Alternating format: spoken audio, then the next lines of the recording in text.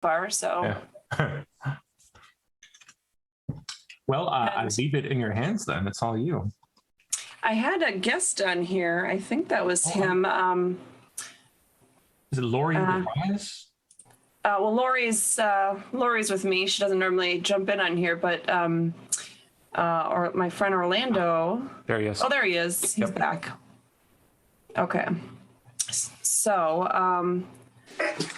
all right. And as far as you know, our ladies at 10 o'clock should be ready for me to hand the baton off. Yes. As usual. Yep. Okay. Sounds good. Thank you. Yeah, you got it. Have a good show. Thanks. Yeah, sure. All right. So, hello, everyone. Most of you who would be listening and are watching now would probably know who I am because I've been on a few times. But for those of you who forgot or are new, at least to me, I'm constitutional attorney Katherine Henry.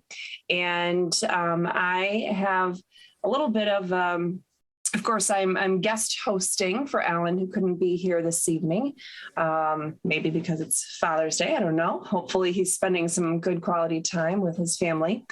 But of course, when I signed up to fill in, I totally forgot it was Father's Day and didn't even ask my husband. How nice of me. But we'll just say we're even for all those years that he forgot about me on Mother's Day. Yeah. But he was a good sport about it and was okay because he knows that the message that we need to get out there, that fight for freedom, educating people about their rights and about the Constitution is definitely the mission that God has the Henry family on. And, well, of course, he's part of the Henry family. He's the one that gave me that name. So he's totally fine with it.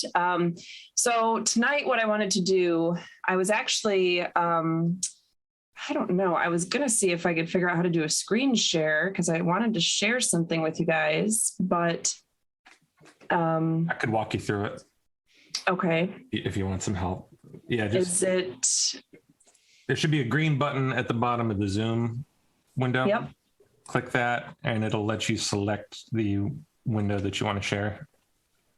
Oh, okay. I was just clicking the wrong part of it. Oh, maybe not. Is it a video? Do you need to play a video? I was going to play a video. Yeah, but it's okay. When you hit that little green button for share screen, there should be a little checkbox at the bottom left that says share sound. You want to make sure you check that. Oh, okay. There we go. See it? Okay. Okay. Yeah. Good. So I will get that up and running. Let's see here. Don't want it to be too small. Go to, I was thinking I had to upload it in there. Each program is different and haven't really used Zoom a whole lot. So, okay. So, anyway, what I wanted to do with you guys was, most of you have heard about my Allegan County Election Day case. It was Election Day 2020, November 3rd, 2020. And I've talked a bit about it actually on both shows. I've had the ladies in the following show ask me about various aspects of that a few different times, I think, on their shows, where I've kind of just stayed after Alan's show and they were intrigued and had questions. And then, of course, discussed it in different aspects on Alan's show. So what I wanted to do, though, is in case most of you have not actually seen it, you know, it's one thing to hear about it, but it's another thing to see it, right? I mean, a picture's worth 1,000 words in a video. I've never heard the metaphor or the analogy for that, but I'm sure it's a million. At any rate, I wanted to give you a brief taste of the video to see what happened that day in Allegan County, Michigan, where I was responding as an attorney to petition circulators who were following the letter of the law to the T, and yet we're being threatened with arrest for criminally trespassing, air quotes for those who might be listening that I'm holding those up, criminally trespassing on government-owned property that is open to the general public during the business hours of which they're open. Of course, that's not a thing. You can't be held criminally responsible for criminal trespass when you're on property open to the general public during the time that it is open to the general public. And it doesn't even matter who owns it. It could be a store that's owned by a private business. And so anyway, I want to tie in a few of these concepts and give you some real world examples. I mean, we all know the world kind of sucks. And of course, on the last show at the closing there was like kind of this laundry list of all these horrible things that are happening wrong. And yes, a lot of bad things are happening, but I wanted to give you some real world examples and then hopefully be able to weave in there some really good, constitutional pauses, if you will. So what are the main constitutional aspects that are happening in that moment and on that topic? And so I wanted to start by showing you the video of what happened. I believe, I honestly haven't watched it in a very long time. And I was outside in my yard working all day. So I was hoping to have a chance to make sure I knew exactly how many minutes, but I want to say it's like 11 minutes or something like that, 12 something. Anyway, I wanted to show you guys that. And then have a little bit of a discussion. I wanted to give you an update on the things that have happened, because a lot of you do know about this case. And I told you kind of where we were at, I want to say a month or two ago when I was last on talking about it. And then I have a special guest that I've brought on with me, my friend Lando. He's in Michigan. And he also has some really great experiences with the Allegan County Sheriff's Department. So I wanted him to share what he has gone through. And then I'm hoping that he'll be able to update us. I know at least on one, but maybe two very recent, big, deadly incidents that have transpired at the hands of Allegan County Sheriff's deputies. And so we can kind of see the trajectory of this. Keep in mind, I'm not a defund the police kind of gal, okay? Maybe police, but not sheriffs usually. But I kind of like the constitutional officers, which, are sheriffs, not police. But anyway, so I wanted us, though, to touch on each of these examples to see what's going on and kind of identify again, the constitutional aspects and really hammer home on some of the basics. I mean, like very basic. So anyway, I realize that's a lot, but hey, we have 2 hours and I snagged my friend, for at least those 2 hours so we could talk about these things. So really quick, I want to make sure that you can see and hear me and everything else. Orlando, how are you doing tonight? Are you there with us? There's always something to do. It's great to see you again. Always something to do, especially when fighting Allegan County crap. You're not wrong at all. So does that game plan sound okay with you, that we kind of walk into the situation that way and talk about I'm up for whatever. I want people to be informed. I'm not against anybody, but there are people out there who are abusing their oaths. They're being bullies and ruining people's lives with their time, money, and effort. So we're just going to have a discussion. All right. So let's see. All right. Let's see if I'm smart enough now. Green button shouldn't be hard. Don't forget to check the sound box. Yes. And, oh, there it is. Okay. Yeah. Oh, am I sharing my whole screen or just the one? Just the one. Okay, good. With the video. For those of you who might want to check back and see the whole thing or see it without having pauses or anything like that, I'm just on my website. This is the front page. My website does kind of suck right now. I apologize. I'm still trying to rewrite it, but and WordPress was playing games with us. So this is not even how it's supposed to look. But anyway, if you scroll down a little bit, you hit the section, is your elected official willing to be arrested to defend the Constitution? I am. I was both arrested and elected on the same day, I think the first in U.S. history. So with that being said, we'll go ahead here. Hey, I have this deputy here who says that he's arresting me and he's towing my car. I'm asking you to leave, and if you won't leave, then you will be arrested. He's saying that the I asked for your ID. Yes. I'm sorry. I asked for your ID. I don't. That's not how it works. You're very you already are violating the law. I'm not violating any law. You're violating the law. You're not even following the resolution from the county or from the township. The one that you guys gave us earlier, the one that you were reading from. Did you read it? It says you can't stop us. You're not touching my car. Yeah, we're gonna. No, you're not. So are you willing to leave? Yes. You have no right to do this. Are you willing to leave? You do realize it's abusive process and malicious prosecution. Okay. Yes, you're violating federal. I don't care. You're on the hook, not him. No preference. Okay. You have no right to do this to me, Rod. Stop! Stop! Please! I'm asking you! I will leave right now. My child is in the... I will leave right now.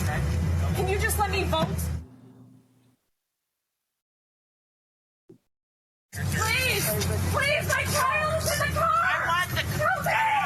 Are you going to leave? Please! I have a right to leave! You are not acting according to the Constitution. I need your keys for your car. I know, I can't get them. They won't let me give you my keys.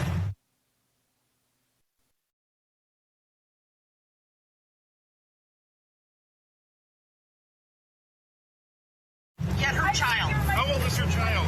6.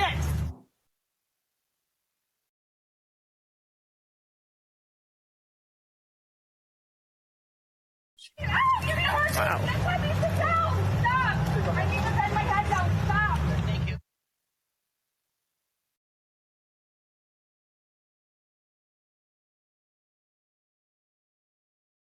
Stop. I'm going to sit down. Let me sit down. Just let me sit down.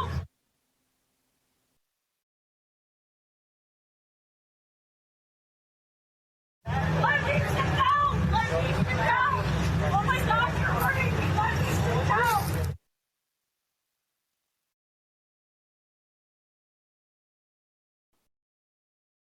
You are hurting me. Please stop hurting me. I'm trying to sit down. Please.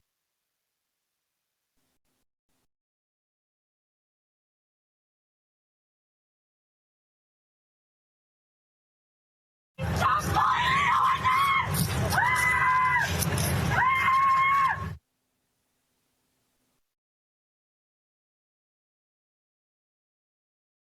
It's your call. I know you don't know me from. No. But I've been to your house. Good. Preference on a tow truck or no? Your preference? Hey, I have this deputy here who says that he's arresting me and he's towing my car. I'm asking you to leave, and if you won't leave, then you will be arrested. He's saying that I asked for your ID. Yes. I'm sorry. I asked for your ID. I don't. That's not how it works. You're very you already are violating the law. I'm not violating any law. You're violating the law. You are not even following the resolution from the county or from the township. The one that you guys gave us earlier, the one that you were reading from. Did you read it? No. It says you can't stop us. You're not touching my car. Yeah, we're gonna. No, you're not. So are you willing to leave? Yes.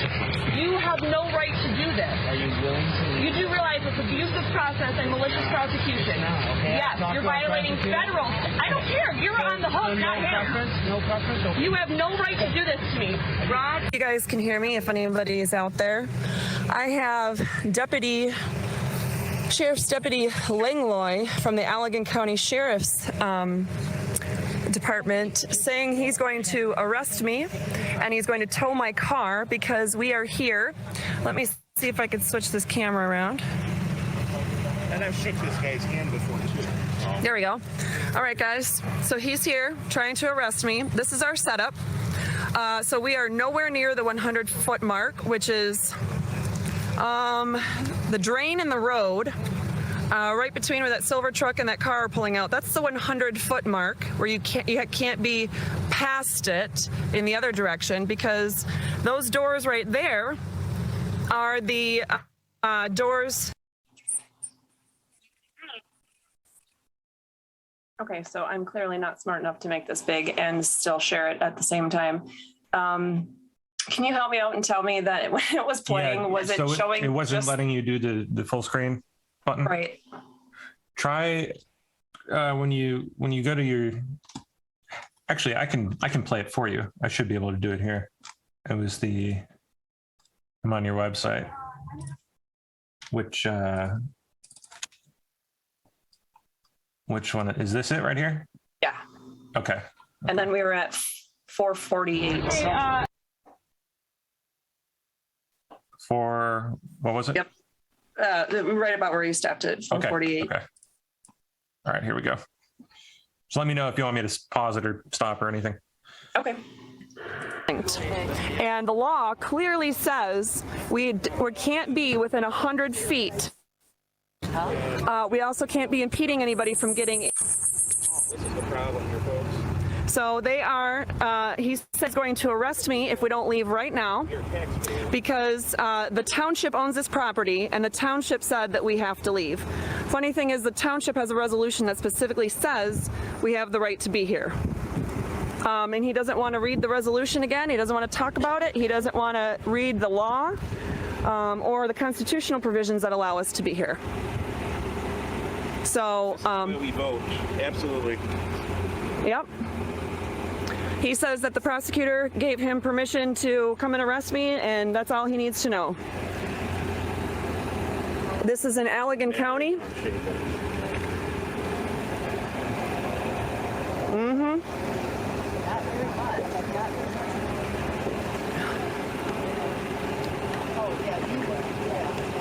Yeah, you can call the sheriff's office because his boss has already been, Allegan County. Because his boss has already been on the phone saying that he knows we do have the right to be here as long as we're not within the 100 feet, which is what the law says.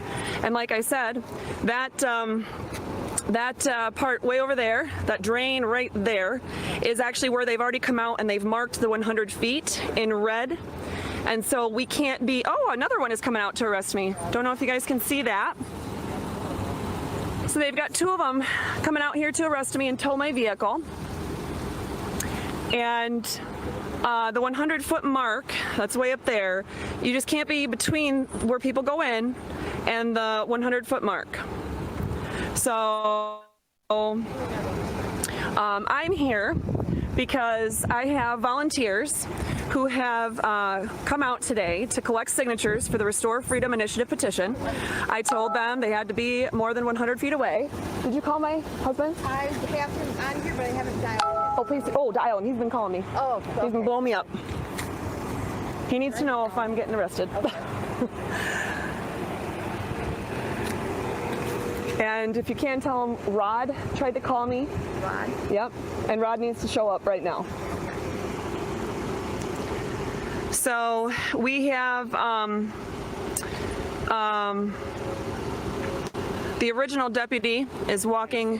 I don't vote for this building. This is I don't vote for this. Right. Exactly. And that's the thing. Allegan County. This isn't Macomb County, okay? Frank Aker, he's super disappointed right now. Is that the sheriff? Yes. Oh, he's been already on the phone with Sheriff Darleaf, and they've been talking about it today. So he knows about this very situation. Berry County is. Yep. This is Allegan County. Yeah, that's why Dar called over here. They've had a conversation. Now, Dar's actually, he's a constitutional sheriff. He is. In fact, he and I are both members of the Constitutional Sheriff and Peace Officers Association. I'm getting you talking. Hey, don't you guys have, like, some real business to do here? Not his direct one. No, we got enough problems in Allegan County. There we got break-ins. Okay. I live just down over here, and there's always shit going on with the kids. Oh, yeah, no. So you guys are harassing people here who are lawfully within their legal rights. Doing what Just they're go to your doing. dialer, and I'll dial it. All right, guys, so just hang tight. We'll see what's going to pan out from this. You're a deputy sheriff. You uphold the Constitution. Is that what you swore? Is that why you took an oath, sir? You shake your head. That's fine. Can you pause it right there for a second? You know what's funny is they... There's a problem there. What's going on in the world nowadays? And yeah, my husband needs to know they're trying to arrest me right now, and they think they're going to tow my car. To uphold the Constitution, everybody else is spitting and shitting on it. You know, what's interesting is that I'm trying to tell people, I've been trying to tell them from the beginning of all this garbage that I'm just following orders doesn't work. I'm just doing what the prosecutor told me doesn't work. Because abuse of prosecution or abuse of process and malicious prosecution are individual things that they can be held accountable for. Yeah. Not to mention the federal offense, 18 U.S.C. Section 241, conspiracy. Oh, there's a third one coming out to arrest me. All right, guys, here's a third one. Freaking Lord, guys. Oh, he's bringing out the clerk. Oh, and the clerk's coming out to tell me I'm not allowed to be here on public property. I wonder if I should call my husband. We all pay taxes. This is our building. This is the people's building. Yep. It's a township hall. It's a library. But I don't know. Yep, so we got at least 3. They're trying to reach Rod. Okay. Okay. And Lori's been trying to call him too. Okay. My husband was Allegan County Sheriff. He's like, you're within your rights. As long as Yep. you're off the footers. Yep. As long as you're within. Oh, the 100 feet is way over there. I don't know the address right off the top of my head. Okay, so you're aware. I know you two have already met. So this is Mary Lou. She's the township supervisor. I know. Okay. So she already spoke with you. I know, earlier today. Okay. And then I went back and we kind of came up She with has something to say. Okay. Okay. I explained to you that we have this resolution that's going to not allow. No, it says you do. It says you do. I'm just asking you guys to read it. Nothing in this resolution shall be construed to interfere with MCL 168.931K, which allows, guys, it allows a person to disseminate campaign literature on election day when a person is beyond 100 feet We are not from an entrance. We're not contesting MCL 160. No, it's saying we have a right. It says this resolution says we have a right to be here. We're allowed to be here as long as we're beyond the 100 feet. That's what it says. That part has nothing to do with this part. What part? You may not leave a vehicle on township property beyond the time necessary to transact township business. But it says right here that nothing in this is meant to. But that does not say anything about leaving a vehicle on township property beyond township business hours. So you were asked to leave. Okay. Do you understand that? So you were asked to leave. Are you willing to leave? Yes or no? So all of you, let's see, this is Deputy Bustle. Am I saying that correct? Anderson. Yep. Deputy Langlois. Anderson. Anderson. Yep. Deputy Bustle, Deputy Anderson, and Deputy Langlois They're told within my constitutional right to sign. Okay. are telling me that they're going to arrest me. I just see what you do. Yes or no? Okay. Well, Can I? get away from me a little bit. You don't have to- Hold on a second. I know you just came, and I'm trying to be calm, but as you can tell, I'm a little. Just sir. Let me finish the sentence. Can I ask you It's absolute bullshit. 5 minutes? Can I ask you for 5 minutes to talk about what the law actually says? You've already talked to the supervisor. They've asked you to She leave. has no right to stop me from being Are here. you willing to leave, yes or no? You have no right to. You're violating the law. Okay, we have a right to ask you. Can you? No, you don't. Prosecutor's is on board with the trespassing. Oh, I don't care what the prosecutor says. You can't trespass. Are you willing to leave? I'm asking if you're willing to look at the law. Are you willing to leave? Possibly if you look at the law. Okay. This has nothing to do with what she's requesting you. Yeah, but she can't override the law. Are you willing to leave? This is Mary Lou, I can't read her last name, clerk of Layton Township. So also someone who's violating our rights. my legal rights. Go ahead and turn around. Are you willing? Stop! Get off of me! Get off of me! My child is in the car! Stop! Get off of me! You're gonna make me drop my phone. Please set my phone down. I'm going to stop right there. This is absolutely unnecessary. If you are stop, please. I'm asking you. I will leave right now. You've already had your My child is in the. I will leave right now. Can you just let me vote? I want to vote, and then you can rush. Do you vote at this precinct? No. Okay. So you don't have rights. I do, right there. My child is here. Okay, are you willing to leave? No, you do not. I'm not. I just voted. That's all I did, and I signed a petition. So I'm just a bystander, sir. Please, my child is in the car. I want to prove it. Are you willing to leave? Please, I have a right to leave. I'm going to. You are not acting according to the Constitution. I need your key.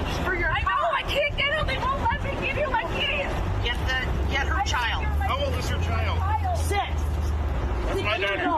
Yeah. And if this is what we have to do, that's okay. I'm clean out. Give me a horse. Let me sit down. Stop. I need to bend my head down. Stop. Thank you. Stop. I'm going to sit down. Let me sit down. Help. Help. Just let me sit down. Let me sit down. Let me sit down. Oh my gosh, you're hurting me. Let me sit down. You are hurting me. Please stop hurting me. I'm trying to sit down. Please stop pulling me on this.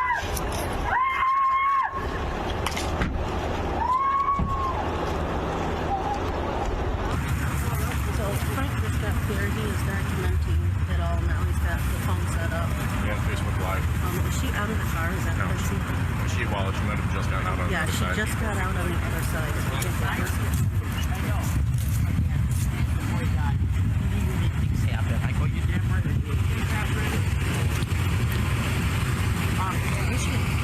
I'm a listen, okay. And I married. We live.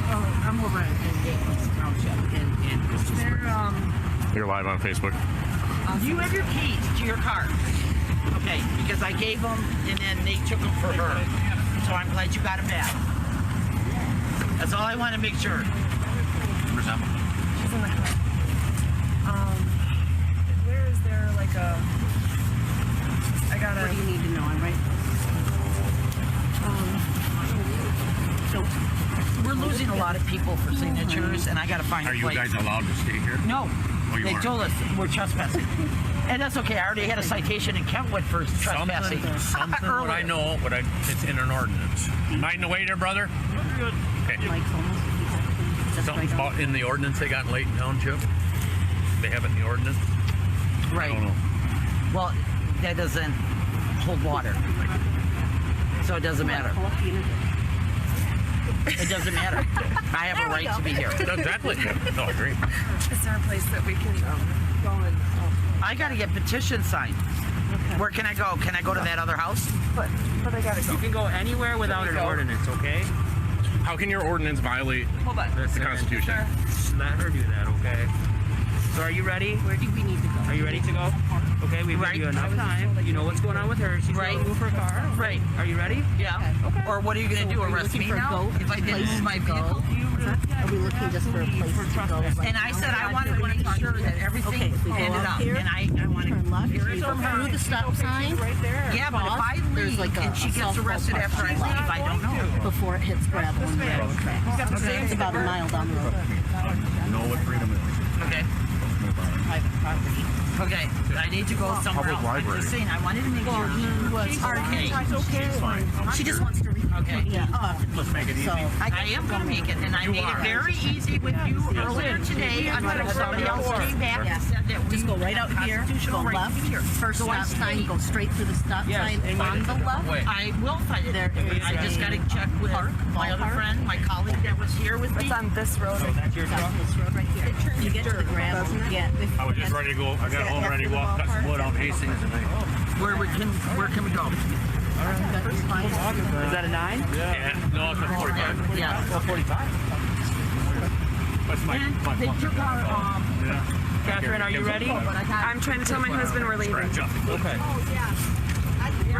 Rod, Mike, we're gonna go up the road a mile. Okay, let's get out of here. So We'll go somewhere else. we're gonna go talk the road a Sounds good. mile. I'll follow you. I'll follow you wherever you're going. You're Emma's dad? Yeah, he is. Yes. Okay, we're good. We're good. He was in the car. So Did you guys want to ride out to Hastings tonight? well, I gotta go Okay, vote let's yet. go talk somewhere else. Let's get out of here. Everybody's out of here. All right, nice to meet you. I don't know. I follow Catherine. All right. He's going to check on his daughter. Really? Yeah, really. Your abuse of power, and you're worried about him checking on his daughter. Like I said. Are you guys ready? I'll move my car. Yeah. I know, everybody's waiting for everybody, but someone has to be the first one. See if your car starts. Looks like it would be this one. I will gladly move it if she's ready. Serene. Yeah, I'm gonna go down. I have no. Yeah, I gotta start my car because it's been open all day. I want to make sure it's done. Rest just that the rest of it's pretty slow moving, so we can So it's stop it illegal to collect here. petitions here, or we just go to another place and then it's legal? Okay. I want to be able to vote today. All right. And at the point that I was putting the card, you weren't here. Are you? So I didn't have anybody coming here yet. So we'll drive down the road. What are you driving?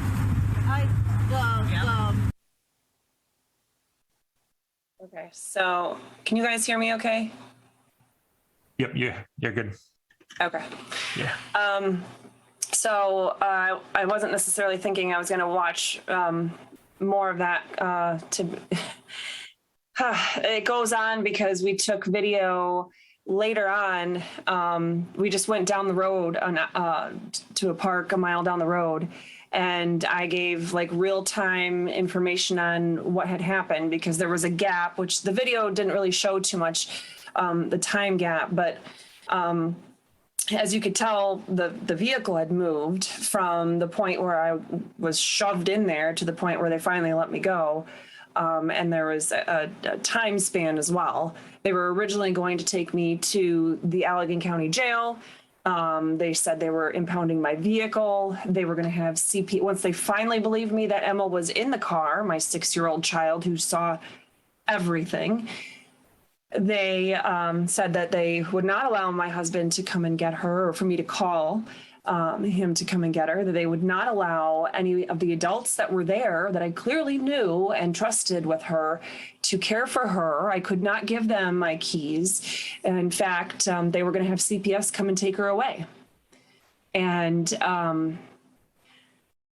at any rate, like I said, I wasn't planning on watching that much of it. I wanted you guys to get the main gist of it, but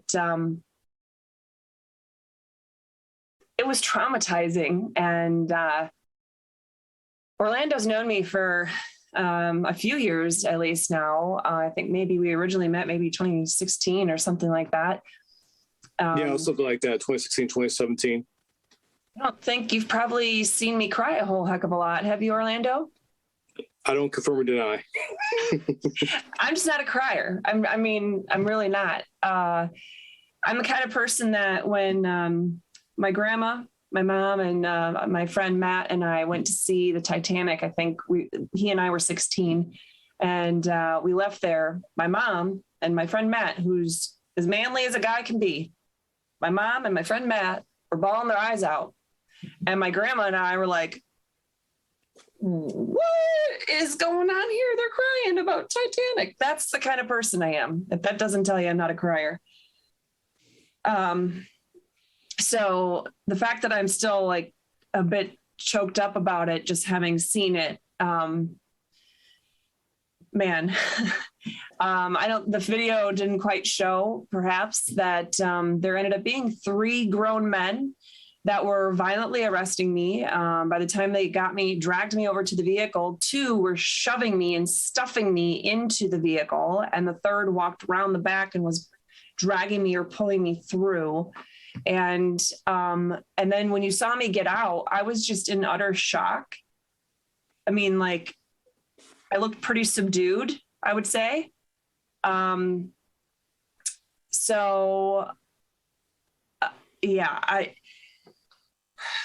as someone who, James, was it your first time that you saw that? I know Orlando's been fighting the fight with me for quite a while, but what were your thoughts? Have you, did anything jump out at you just seeing it? Oh, now we got everybody muted. Okay. So that's how much everybody thought of it. Orlando, you've seen it before though, right? I've seen it 2 or 3 times, and it's amazing that it hasn't gotten as much coverage as it really should. But that should never happen in the first place. And it shows where their allegiance is at the end of the day. To me, it's about money and power, not about our rights, our God-given rights. Right. So in a nutshell, and I don't know if I'm just too stupid to figure out the technology, but I can't see when people comment and ask questions. So Orlando, have you figured out how to see that? Yeah, it's called you get another device and you watch the chat while we are doing our thing on Zoom.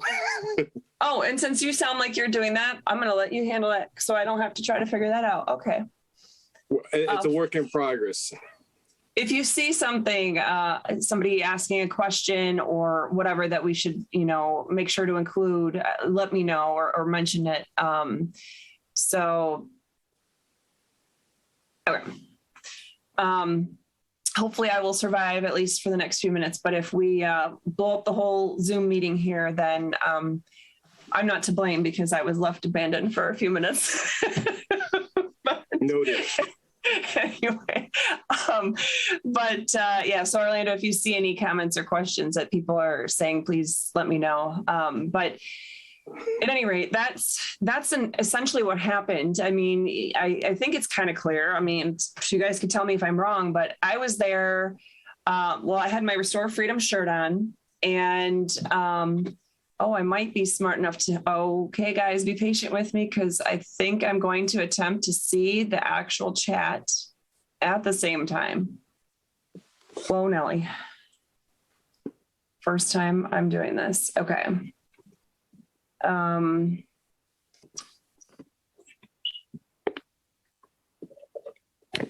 Okay, so good. I think I see it. I see there are no questions, so that's good. So anyway, I was there with my Restore Freedom shirt on. I had, of course, the signs all over my car for our constitutional amendment petition. I didn't really spend a whole lot of time showing the petitioners, but they're sitting there, the petition circulators were standing there at the tailgate of their vehicle, had a few little signs, a few American flags, so people could see, but voters had to leave way up at the front, where the doors were and walk way past their vehicles in order to get to us. There were no vehicles past us. We were literally off the edge of the parking lot, onto the grass. Let's see. It's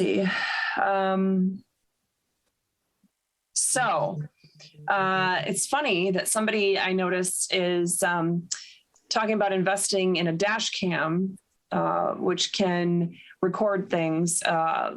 I was live streaming at the time because that was the only thing. Everything was just happening, quite honestly, so fast. And somebody asked, did they arrest anybody? I was arrested. Those are the charges that I currently still have pending in Allegan County, Michigan. We are, let's see, what is it? It's either 19, I think it's going on 20 months into the case. The initial charge was misdemeanor criminal trespassing for being on public property open to the general public during business hours. While only, and I should say what's not on the video is the phone call I had with that deputy earlier, where we were trying to discuss the law and clearly, at an impasse. And I said, listen, I'm hard of hearing. Maybe we're just having a miscommunication. I'm going to print out all the laws and everything that's relevant, and I'm going to bring it down and talk about it in person with you so that we can, just be face to face. And there's a lot more communication that can happen. And he said, okay, well, I'll be here waiting. You guys saw all of the communication that I had with him. He did not want to talk about the law. No one cared to talk about the law. And that's disconcerting because they're law enforcement officers. They were not enforcing the law. They were enforcing the every whim of some ridiculous, now retired township clerk. Something interesting is, and I don't know if you guys could hear it the first one or two times, but by the third time, I think it was more audible, that they said the prosecutor's office, the chief prosecuting attorney, which is a constitutional office, certainly in the Michigan Constitution, that person was fully on board and giving them permission to arrest me for criminal trespassing that day. Really? What you guys didn't hear in that particular part of the video was that I was put on phone while I was in handcuffs in the back of the deputy's vehicle. He offered me to speak to the sheriff himself. Gee, how many times does that happen with defendants? But he said the sheriff would speak to me if I had any questions or wanted to talk to him. So I said, sure, just like that. Sure. So the deputy took out a cell phone, called up the sheriff, and put it on speakerphone after a few moments of him discussing things privately with him. And of course, I had to ask him how the township clerk was supposedly allowed to just kick off anybody from the public property on election day like that. And he said, well, she has control over the property. So, yeah. The sheriff knew darn well what was happening and was totally on board with it. The prosecuting attorney knew what was happening and was totally on board with it. Mind you, they knew who I was and that I was live streaming from the word go. Keep in mind, this is November 3rd, 2020, and I had already been for 6 or 7 months publicly challenging every single move that the state legislature and the governor had been doing in the state of Michigan, because it was all not only illegal, but unconstitutional. And it was... At any rate, I was also one of the attorneys that argued against the governor's executive orders in the Michigan Supreme Court, which happened 2 months prior to that incident from that video. So they knew who I was. They definitely know who I am now.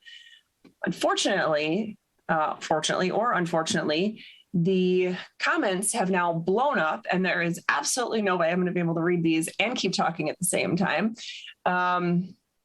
But I'm hoping that some of these Lori is able to go ahead and answer.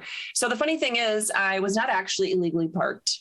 But let's back up for a second. The reason why I pointed out that there were 2 constitutional officers is because they each have their own jobs to do.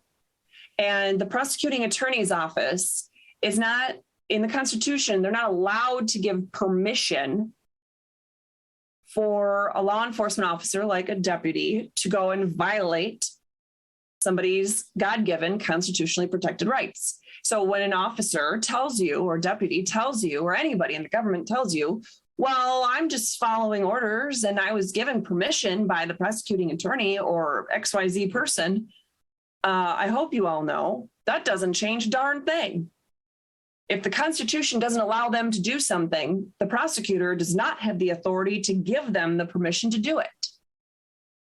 Because government agents don't get their rights. Well, they don't have rights. They don't get their authority to act. They don't get their power from other government entities or agents. They get their authority to act from we the people in the state or federal constitutions. So, at any rate. Katherine? Yes. I think some people are confused about what brought you there. That not everybody watching right now have heard the story. So what was, I've been kind of saying, but maybe to kind of address everybody, what brought you there and why was Emma there? Yes. So first of all, I'm a homeschooling parent, and my daughter, she's the youngest. Our other 3 are now adults, but my youngest, she's now 8. She's always with me, except for right now, she's visiting grandma and grandpa. But other than that, she's always with me. And at any rate, that's why she was with me that day. She just is. I wrote the constitutional amendment petition, the Restore Freedom Initiative, that they were circulating that day. And we knew we were going to have some hiccups, some bumps along the way. So I made myself available that day. The whole day I was there to answer questions for petition circulators, to make, to clear things up, to answer questions for government officials who might have been confused, to answer questions for petition circulators, to make sure that they were following the law. So I was sitting in my office ready to go. I was actually on my way out to help somebody who was a little bit closer, to clear up some stuff and to provide some information, some handouts that I had made on the law, election law and everything else. So he was at a public school, which was being used as a voting precinct that day. I was on my way there when I got this call from Doreen. And so Doreen was the woman in the black coat. She's wearing all black with the dark hair. She's the one who called me that day because she was being threatened with being criminally charged with trespassing because she was circulating the petitions.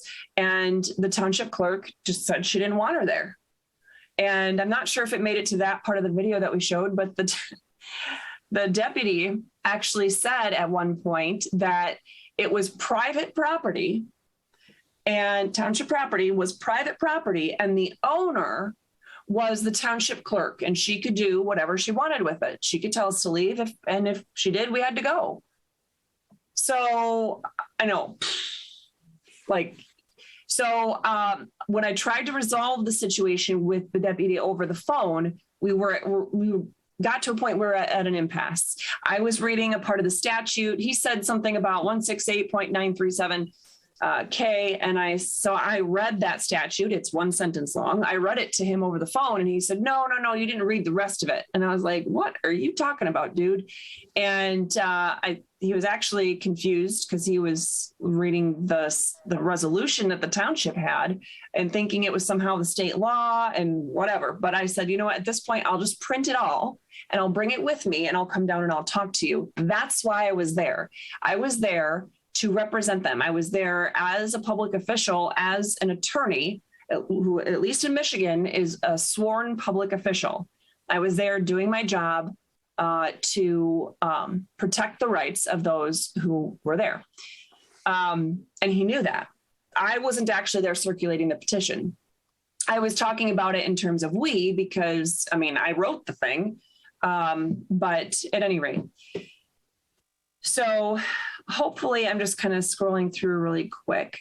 Hopefully that covers a lot of those questions. Maybe not. Lori or Lando will tell me if there's anything that we haven't covered. Oh, she's back. I didn't see anything else new. I'll keep an eye and I'll pop on when I see something.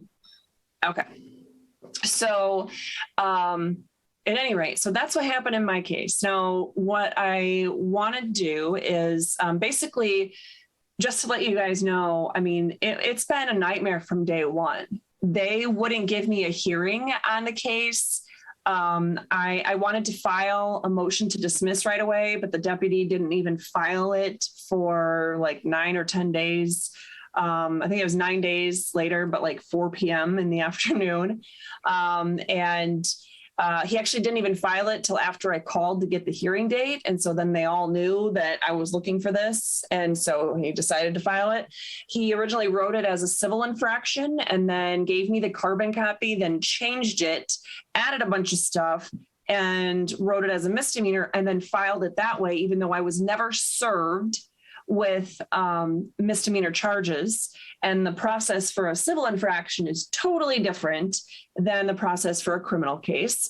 I could go on and on about those things, but essentially they finally allowed me to have a hearing date on February 4th on my motion to dismiss the case, where the judge, among other really not great things, said, oh, you don't have a right to challenge any legal or constitutional problems with your situation or with your case right now. No, misdemeanor defendants don't have that right. What? So I filed an appeal, which goes to the next court up, which is in Michigan, the circuit court. And that judge, well, there's not even any words to describe that. She got it wrong. And so I then appealed to the Court of Appeals of the state of Michigan, and they ended up giving me a 1-sentence denial. Well, you haven't convinced us to take the case on at this point in time. Oh, okay. A court exercising jurisdiction when they actually don't have any jurisdiction because this isn't a thing. Not to mention all the rights that have been violated along the way so far. So I ended up filing 2 different appeals, one about the actual like illegal arrest and the other about all the other things that the court and the prosecutor had continued to do to me to violate my rights. I was denied counsel, the assistance of counsel at a hearing. I was denied access for the public to come in. I was denied having any other human beings in the courtroom with me, not my husband, not an attorney, not someone to assist me with my hearing disability, not a secretary, not anything, nobody, no one. That's a little bit illegal. No, it's 100% illegal and unconstitutional. So anyway, the problems just got bigger and bigger from there. If you want to see all the documents that I have filed, all the briefs and things, I mean, it was a huge undertaking and it's costed me thousands of dollars, but all of those primarily, most of them are on my website under the resources tab. And I put them there so that if you are going through any kind of similar situation at all, you can grab what you need to and copy and paste away so that you don't have to go through a fight like this alone. So what I will do is very quickly, I want to tell you where we're at now, unless Lori, is there something that I need to touch base on first? I don't want to forget. Somebody was asking, where is it? How effective would the civil code violation, Title 42, Section 1985 be? Okay, so I'm going to kind of take it a step back and kind of answer not just with that particular statute, but with the question was about, would it be effective if you if I filed USC 42 Section 1985 claim. I'm going to tell you that, I mean, typically people would file a USC 42 USC Section 1983 claim. I would focus on some other issues. You heard me in the video talking about 18 USC Section 241, conspiracy to violate rights, which is a federal offense. You can get life in prison or actually the death sentence, depending on the situation. But anyway, hey, not all public defenders are awful. I've been a public defender in 2 different states. I've been a public defender my entire career. They're not all bad. A lot of them are bad, but actually a lot of defense attorneys that get paid big bucks are bad too. So at any rate, I'm only one person. So I started telling you guys about all these appeals I was doing.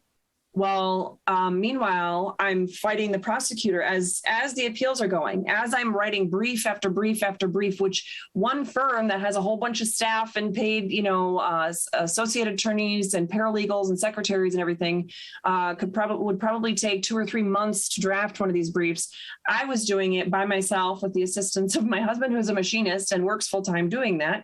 And Lori, who's also not a trained paralegal, and was assisting with a whole bunch of other stuff, but having 0 paid staff and, doing this literally 24/7. There were days that Mike and I did not sleep because we'd stay up all night long and work on these briefs and try to get them done and filed. And there were just so many legal issues to go over. I was tapped out. I was at wit's end. So I didn't have much left in me because while I'm doing that, I had to prepare for the first trial date, which was April 2021. And then, it got moved to July. So I'm preparing for that trial date and we're subpoenaing witnesses and, prepping witnesses for trial. And, of course, I'm trying to get discovery and the prosecutor never still to this day has not completely given me discovery. So I had to draft and file a motion and brief to compel the discovery answers to get the evidence that the state supposedly has against me. It was an insane amount of things. The judge was ordering that the trial and everything, all the hearings were switching to Zoom. And that's unconstitutional. You have a right to face your accusers. So at any rate, I couldn't possibly handle filing one more thing outside of like a whole nother case at this point. So here we are. We are now almost 20 months in. And at the end of May, I filed some motions several with the court. I mean, I was covering my bases. I was filing a motion for declaratory relief for the judge to basically acknowledge I have a right to ADA accommodations. I shouldn't have to do that. I filed a motion and brief with the trial court so that the judge would acknowledge that I have the right to open hearings, that I have the right to assistance of counsel, that I have the right to present a complete defense.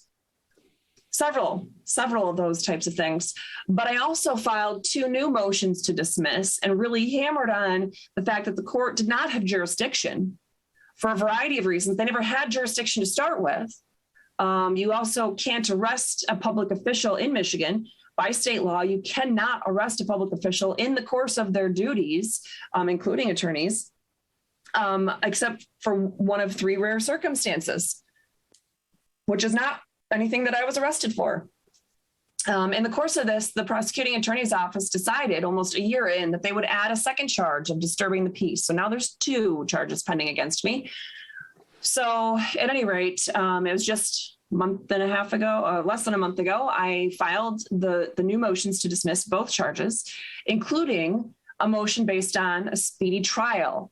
Now, sometimes, if you watch an episode of Law and Order, it really seems like from the date you're arrested to the date that you have your trial, it's a very short amount of time. The unfortunate circumstance is that in a lot of places, the date from your date of arrest to the date of trial can actually take years. It could take a very long time. And that's not constitutional. One big reason is because a lot of witnesses, their memories fade. And your ability to defend yourself gets harder and harder as time goes on, especially if you're locked up in the meantime. How are you supposed to be able to maintain a good defense? Anyway, there's a lot of constitutional problems there, but the prosecutor waited till after the response was due and then filed a response of 1 page saying, I think she violated a bunch of court rules, so I think that we should get a whole bunch more time to respond, at least after June 17th. Okay, that's random. Of course, I saw that within less than 2 hours, I had to completely draft and file a response, which said, no, they don't know what they're talking about. This is urgent, and we need to get this matter resolved, these matters resolved. Why should the prosecutor's office even care to challenge me on whether I have right to ADA accommodations? Why should the prosecutor want to fight me about having an open hearing, which is clearly a constitutional requirement, let alone what MCL 600.1820 requires in the state of Michigan? Why should the prosecutor care if I have the assistance of counsel? I mean, they don't have a say in that. I'm not asking for an adjournment to get new counsel. No, I'm saying I have the right to have an attorney sit by me if I want one, as do you, which is guaranteed, of course, in your 6th Amendment, but also for me, it was also guaranteed in the Michigan State Constitution. So at any rate, the judge decided he would push it out yet again. So to me, that's essentially denying my motion for speedy trial, don't you think, if the judge is saying, hang on, we're going to push it out beyond a month from now. So now my trial date is set for July 13th with a hearing on my motion set for my husband's birthday on July 7th. And of course, what did that mean? Well, unfortunately, my mother-in-law passed away within 12 hours of us getting the results that the judge was moving my trial date yet again.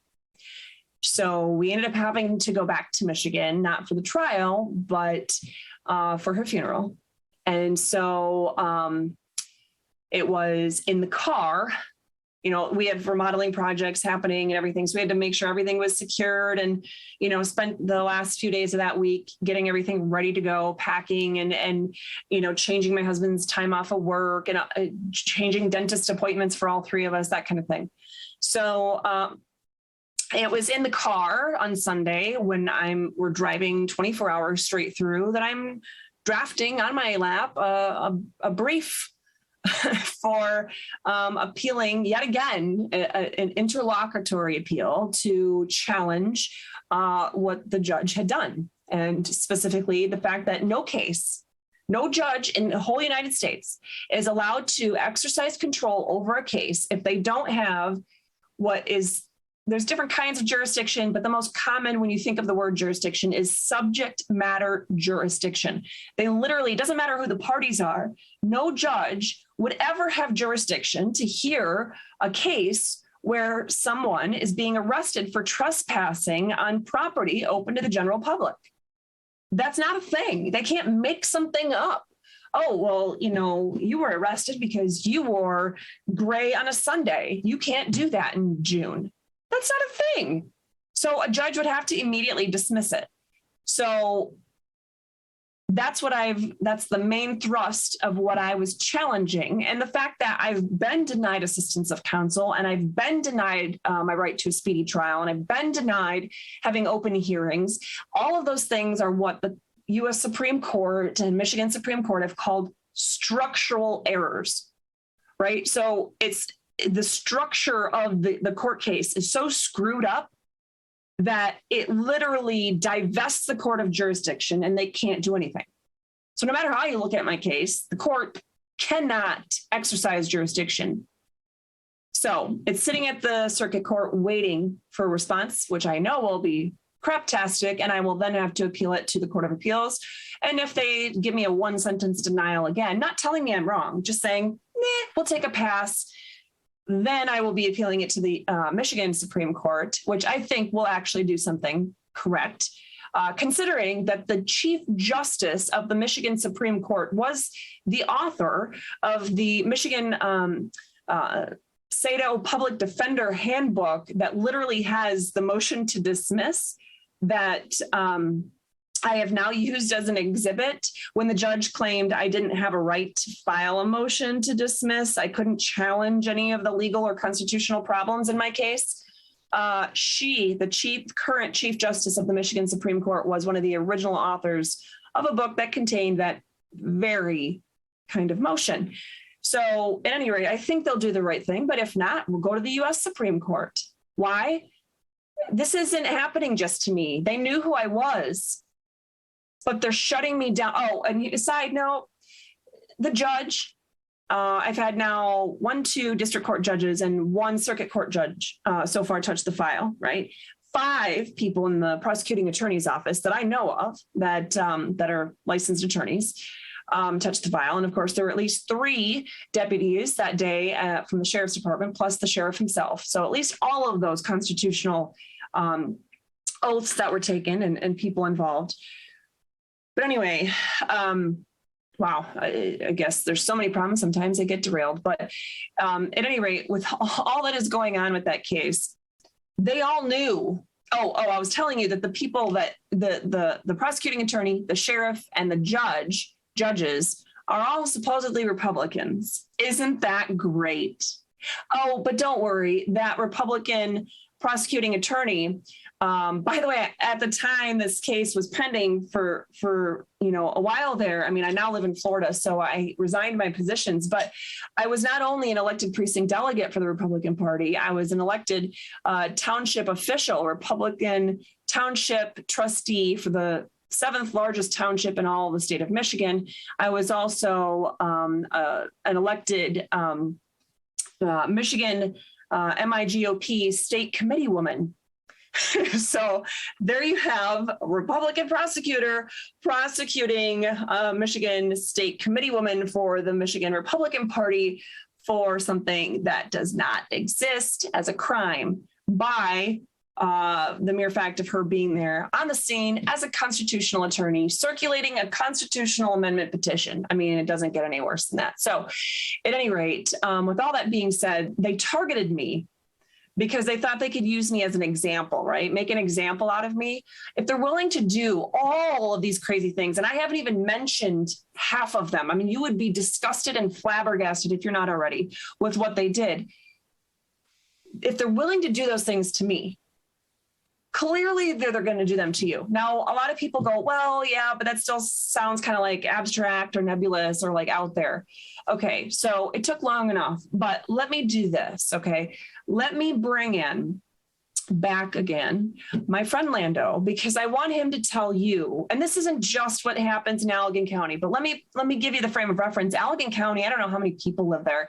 The township, the number of registered voters in the township that we were there that day, they had about 3,100 registered voters. Okay. There's not a lot of people.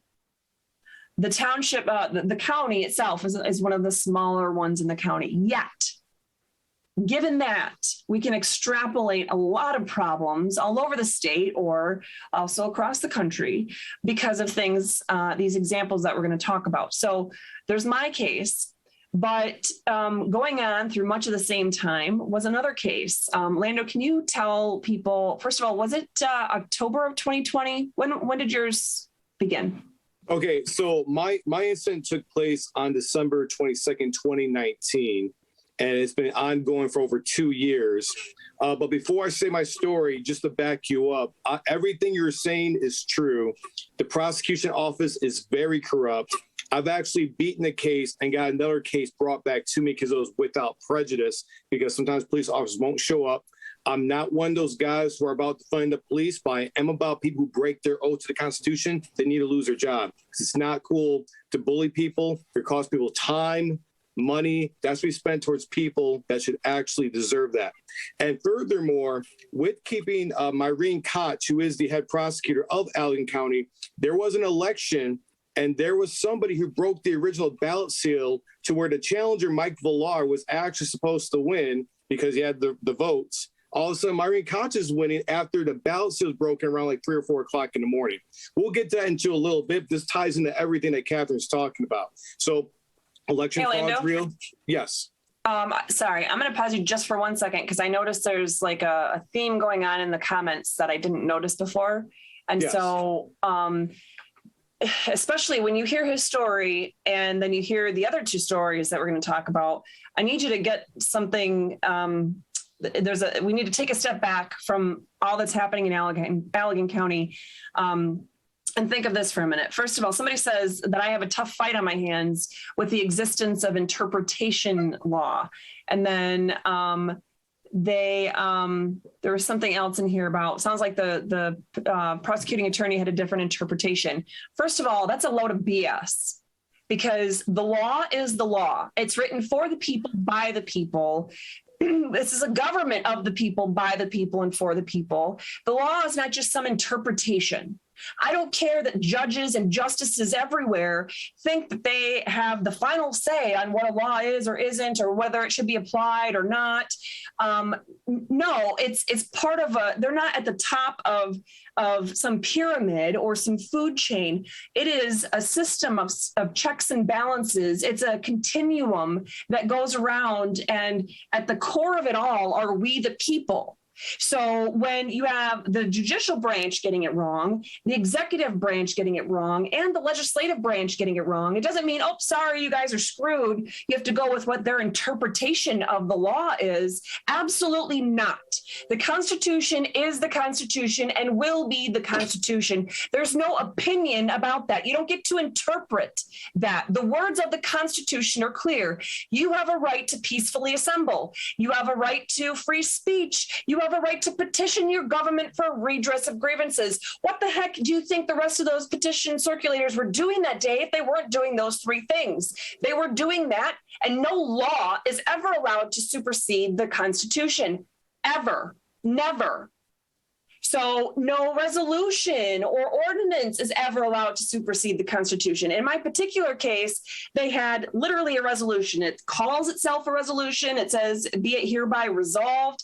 And just so you know, resolutions are not legally binding things that people can be regulated with.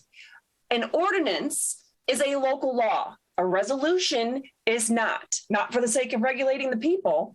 You can use a resolution to regulate intergovernmental, workings and that kind of thing. But a resolution is just like an executive order. You can't use either one of those to regulate the people.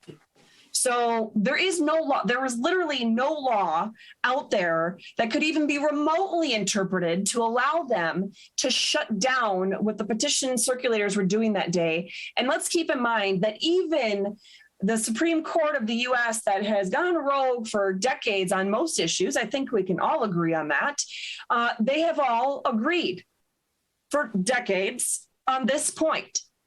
Since at least the 1950s and 60s, I can cite to you dozens of cases. You can look at my briefs that I filed that are available on my website over and over again, that you cannot be arrested and charged and be held criminally responsible by your mere physical presence for trespassing on property that's open to the general public. I need you guys to let that sink in, because that is something that's happening over and over again. A case where we weren't going to talk about, but I'll just briefly mention to you, is that I think 3-4 days ago now, somebody else was just arrested for criminal trespassing in Michigan, I think at the TCF Center. Funny thing, a lot of bad things happened there, because he was being trained, of course, a Republican, being trained on, I think, being a precinct poll watcher or something of that nature, an election worker. At any rate, they said because he wouldn't wear a mask and the person in charge wanted him to wear a mask, that meant that he was criminally trespassing. Duh. No, it does not mean that. You cannot interpret the law however you see fit. The law is the law, and the letter of the law matters. So when you listen to what happened in my situation, it is the most point blank, easy, black and white scenario. Literally, the Constitution, the U.S. Constitution, the state constitution, state law, and the township's own resolution allowed us to be there. And all of those documents that I mentioned are available. The resolution is available on my website. You can see that as part of the court documents. But it was as black and white as it could possibly be. Okay, so I wanted to start with that case so you could see that interpretation doesn't matter. A complex issue isn't the problem here. These are things that happen by and large because you have these constitutional officers and their underlings that think the rules don't apply to them. And for an officer or a deputy to tell you, well, I'm not going to talk to you about the law. You can argue about the law when you have your day in court. If they're not following the law, then they're stepping outside of the bounds of their oath of office, and they're no longer do they have the authority to act that way. So keep that in mind, that you always have the right to resist an unconstitutional or illegal arrest. Please keep those concepts in mind and keep an open mind, because it's actually pretty simple what Lando's going to tell us about what happened to him. But if you don't have those kind of concepts in mind, that we don't answer to them, they work for us, we the people. That's what we need to remember. And so, Lando, forgive my rude interruption, and please take it away. No, Katherine, you don't have to apologize. You are spot on with everything you're saying right there. People need to know the foundation before we can even move forward. So moving on, I'll just get right to it. We'll get to the election fraud and all that corruption later. About 1 o'clock in the morning, I was driving through Allegan. I don't normally drive through Allegan at 1 o'clock. And mind you, like Katherine, I'm actually a Republican precinct delegate. I'm not out to get anybody. I'm just trying to travel home. I was allegedly going 10 over, according to the officer. Now, keep in mind, when these deputies, before they come to the car, they scan your license plate. When they scan your license plate, they're finding out, does this person have a warrant? Do they have car insurance? All that information before he walks into the door. I will also like to let everybody know that every time I get pulled over by an officer, I do record the interaction just in case they want to get cute for something for no reason. But getting to the point. So the officer immediately asked for driver's license, registration, insurance, which is fine. That's typical. But when you go into the window, you say why you're pulling the individual over. Now, when I rolled down my window and waited a couple minutes while my camera's still rolling and he's asking for these things, a lot of people don't understand at 1 o'clock in the morning, I'm trying to go home. I'm not trying to be disrespectful. I want to get him what he needs, and I can move on. If he believes I did something wrong, they write me to a civil infraction. I'll be on my way, and I'll pay the fine, or I'll see you in court, whatever. Getting to the point, I immediately gave him my driver's license, as I have in my recorded video, and handed it to him. And then I was going through my glove compartment to get my registration and insurance. Now, me being a single guy in a messy car, it's not going to happen that quick. And it's 1 o'clock in the morning. But getting to the point, I was able to find my registration. I could not quickly find my car insurance. And keep in mind, it's 1 o'clock in the morning, really tired, want to go home. But getting to the point, he was basically telling me this: if I cannot find my car insurance, that he wants to step out of the vehicle. But he didn't say step out of the vehicle. He said, why don't you jump out of the vehicle? Why don't you jump out of the vehicle?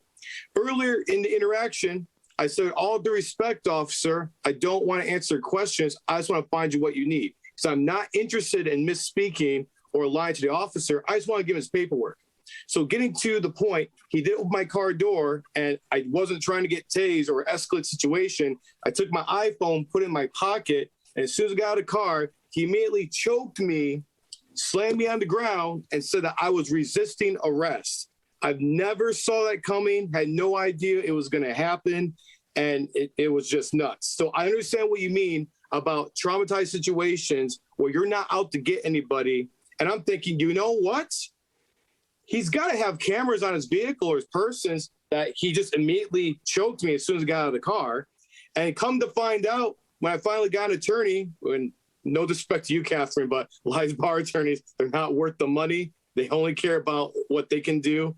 But getting to the point is they're telling me, well, Mr. Estrada, the Allegan County officers don't have cameras or vehicles on their persons. And you know what? It's going to be your word against his. Well, you know what? That's going to be okay, because at the end of the day, I happen to have a video. And I'm so glad I didn't say anything when I got arrested, because he went ahead and falsified the whole police report. He was talking about, I had to ask Mr. Estrada for his driver's license several times. Well, in my video, I immediately gave it to him. So that's not possible. Secondly, in court, under oath, he says that the window is only open about 2 inches. Well, the video that I have in evidence shows that my window is 3/4 of the way down. And then he says I have bloodshot red eyes, but in the video, the reflection of my eyes of my window show that they are still white. Now, I was like, why would he go so far to be that petty? And I realized, well, he did choke me and he did slam me on the ground.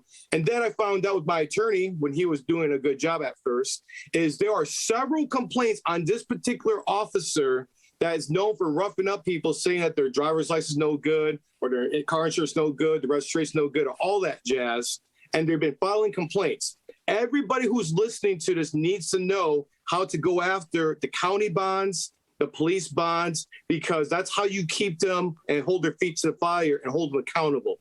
And all this stuff that I'm saying right now, I didn't know all this. I didn't know about all these different type of bonds. I'm not a troublemaker like this. Do I go fast in cars every now and then? Absolutely. I'll pay the ticket. But this guy went to be malicious because he knew he wasn't being held accountable, which goes into my next part that I want to share with you, is what happened recently in Allegan County, unfortunately, of a gentleman who was pulled over in a traffic stop, a 22-year-old young man from Comstock Park, Michigan, who was shot, killed by a new hired deputy. They have not released his name, the new hired deputy. But here's the thing. We really don't know what's going to happen, because the officer does not have a camera in his vehicles or their persons. Once again, I'm not out to defund the police. I'm not out to get the police departments. If you're an oath breaker, you need to lose your job. You should not be on there, because that's totally uncalled for. We do not know what the details are about the gentleman that got, unfortunately, was shot, killed a couple days ago. But at the end of the day, if there is no accountability, why are they going to follow the law, the Constitution, their statutes, and their codes? So when Katherine's coming up here to talk about her story, it's not about her crying about her situation, feel sorry for her. People are going through stuff. She doesn't have to go and get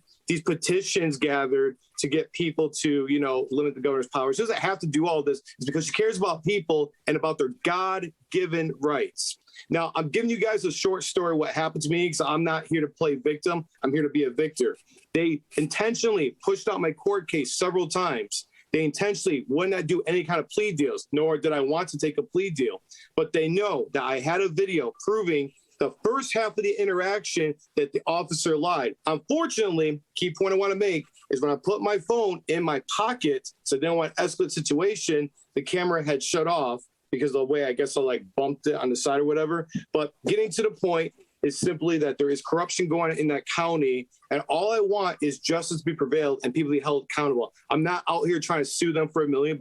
I'm not out there whining saying that I want this huge apology. They're going to do what they want at the end of the day. And what good is voting if they're going to hijack the election with breaking the original ballot seal at 3 o'clock in the morning? Because in the summer of 2020, in the Republican primary, we had the opportunity to have a brand new head prosecutor in Allegan County. And if that person had actually won legitimately, then Katherine probably wouldn't be going through this right now. But the current one is still in power right now. And God knows what's going to happen in 2024 when the re-election, because I will not be quiet about this one. But to make a long story short, Officer Michael Murphy has a history of doing stuff like this. I have a video and documents proving that he falsified police report and lied under oath twice on video. I did get the DVD copy of my hearings of what he said in court compared to what happened to my video. But once again, all I'm saying is this: there's a consistency going on in Allegan County where people are being harassed because there is no accountability. There's no cameras or on the personal vehicles like other police departments. And it's not cool that they're intentionally making people like us who care about the Republic and our God-given rights to drain our finances, our resources, our time and efforts. We don't have to go out here doing a good fight, but we care about everybody that understands about our God-given rights and our Constitution and so forth. So that's the long story short. I could go deeper and more detail. I'm not here to steal the spotlight. My whole point is there is consistency of inappropriate actions taking place in Allegan County, and somebody needs to do something about it. And we ought to join forces and bring this up. I'll stop there for now. And I will say that you covered quite a bit. You do talk very fast, by the way.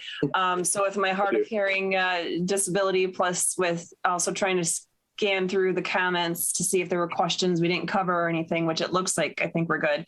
What I did not catch is, did you happen to cover what happened? I want to say maybe it was like a week ago about the woman in Allegan County? I do know that there was a motorcycle. I believe it was a female that ran into an officer's vehicle. I don't know if the vehicle was parked and they ran into it or the officer got in the way. I'm not familiar with that story. I tried to look it up online. I couldn't find the details. The only thing I could find out is that a new hire officer apparently had shot and killed a young man because there was some kind of altercation. And I don't know how that's going to play out on the police report, because for one, like with me, I have no reason to wrestle an officer that's bigger than me, especially when he has a weapon. I'm unarmed. I'm trying to travel home, and he's telling me that I'm having a wrestling match with him. So for someone to say that, oh, we had an altercation, so I had to shoot the guy, I'm like, look, even in Grand Rapids, Michigan, they got an officer that shot and killed that Loyola guy. I'm not here to say he's innocent or guilty or whatever. He should have never got out of his car. But the bottom line is, there needs to be videos. If there was videos of this whole thing for Katherine on the police side or with mine, this could be a whole nother ball game that might be going national. But once again, I'm not out to get anybody. I don't want anybody to be harmed, to be done wrong. I just want there to be justice and for the record be corrected. Right. So basically my point again was not to tell you guys, hey, the world sucks. There's all kinds of bad things happening here in our country, and that there's people that are violating the Constitution, because you guys know that. My point is to give you some very specific examples. This is one tiny little county in, one of the 83 counties that Michigan has, one of the smaller ones. And these are some very real and serious consequences. So you have me with a case that has lasted for 20 months, and myself and my daughter, who were directly traumatized by this, not to mention the petition circulators that were there, the thousands of petition circulators all across the state that we had that day that were getting ready to or already at a polling precinct and stopped dead in their tracks because they saw what was happening to me, the lead attorney, and they freaked out because they knew, man, the law and the Constitution was thrown right out that day and nobody seemed to care. So at any rate, and then you have situations, like Lando's, and I think you just said his name again too, but I forget the name of the young man who just died at the hands of an Allegan County Sheriff's Deputy. But, those are two situations where you have somebody that is pulled over and who might not have even been violating the law to be pulled over in the first place. There's no, I'm not going to assume that there was even probable cause for either of those stops. But even if there was a taillight out, that's no excuse. Speeding, whatever. Those are not excuses for a violent arrest, such as with what happened with Lando, or with something that was apparently starting off as a violent arrest that led to the death of a young man who apparently didn't even own a single weapon, let alone have any with him. So these are things that are not okay. And of course, you have the death of of the woman recently as well. That's not clear as to, who was at fault in that traffic accident, but we have a lot of people who are having their life, their liberty, or their property being taken away by the lawless hands of the Allegan County Sheriff's deputies, prosecuting attorneys, and courts. And these are just examples of a bigger problem that's happening. So what is one of the main things I said earlier at the beginning that I wanted to give you kind of like take a step back and use these as examples for some bigger picture learning opportunities. Some of you may have been, watching or listening back, the last several weeks when Alan had me on to talk about the first 10 amendments. I think we began with maybe 9 and then went to 10, and then we circled back around and went 1, 2, 3, et cetera. So I think that conversation spanned maybe 3 episodes. So essentially 6 hours that we talked about those things.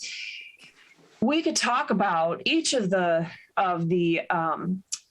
first 10 amendments for hours. You could easily do an episode, a 2-hour episode on each one of those. But my point today was to take a step back and think about those bigger picture items. So, Alan talks about the citizen owners and that the government officials are our employees. There's another way to look at this. Okay. So we've said it many, many times, but we have rights that are given to us by God, and they're preserved and protected and secured in the Constitution. It's the government's job. That is their purpose. Look at the language, the very clear language of the Declaration of Independence. Governments are instituted among men to protect those liberties, like life, liberty, and the pursuit of happiness, right? We have the right to a lot of things. The 9th Amendment, of course, tells us we have rights that are not even listed in the Constitution, that the government still has to acknowledge and protect. We don't get our permission to act from the government. I don't need to look to some stupid ordinance or resolution or state law for every single time that I want to do something. We don't get permission to act from the government. The government has to have permission from us, from we the people, in order to act. It has to. It does not have its own source of authority. It does not have its own source of rights or property ownership or anything like that. The government doesn't exist on its own accord. It exists because we the people came together and created the Constitution, which literally, and I have plenty of case law if you want to look at that kind of thing in all of my briefs that I pointed you guys to earlier on my resources tab of my website.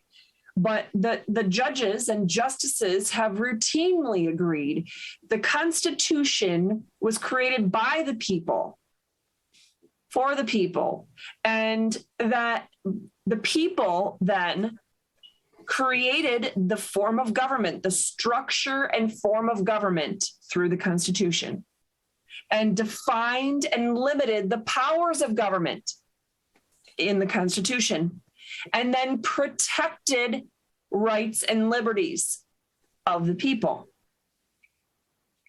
That's the basis of this all.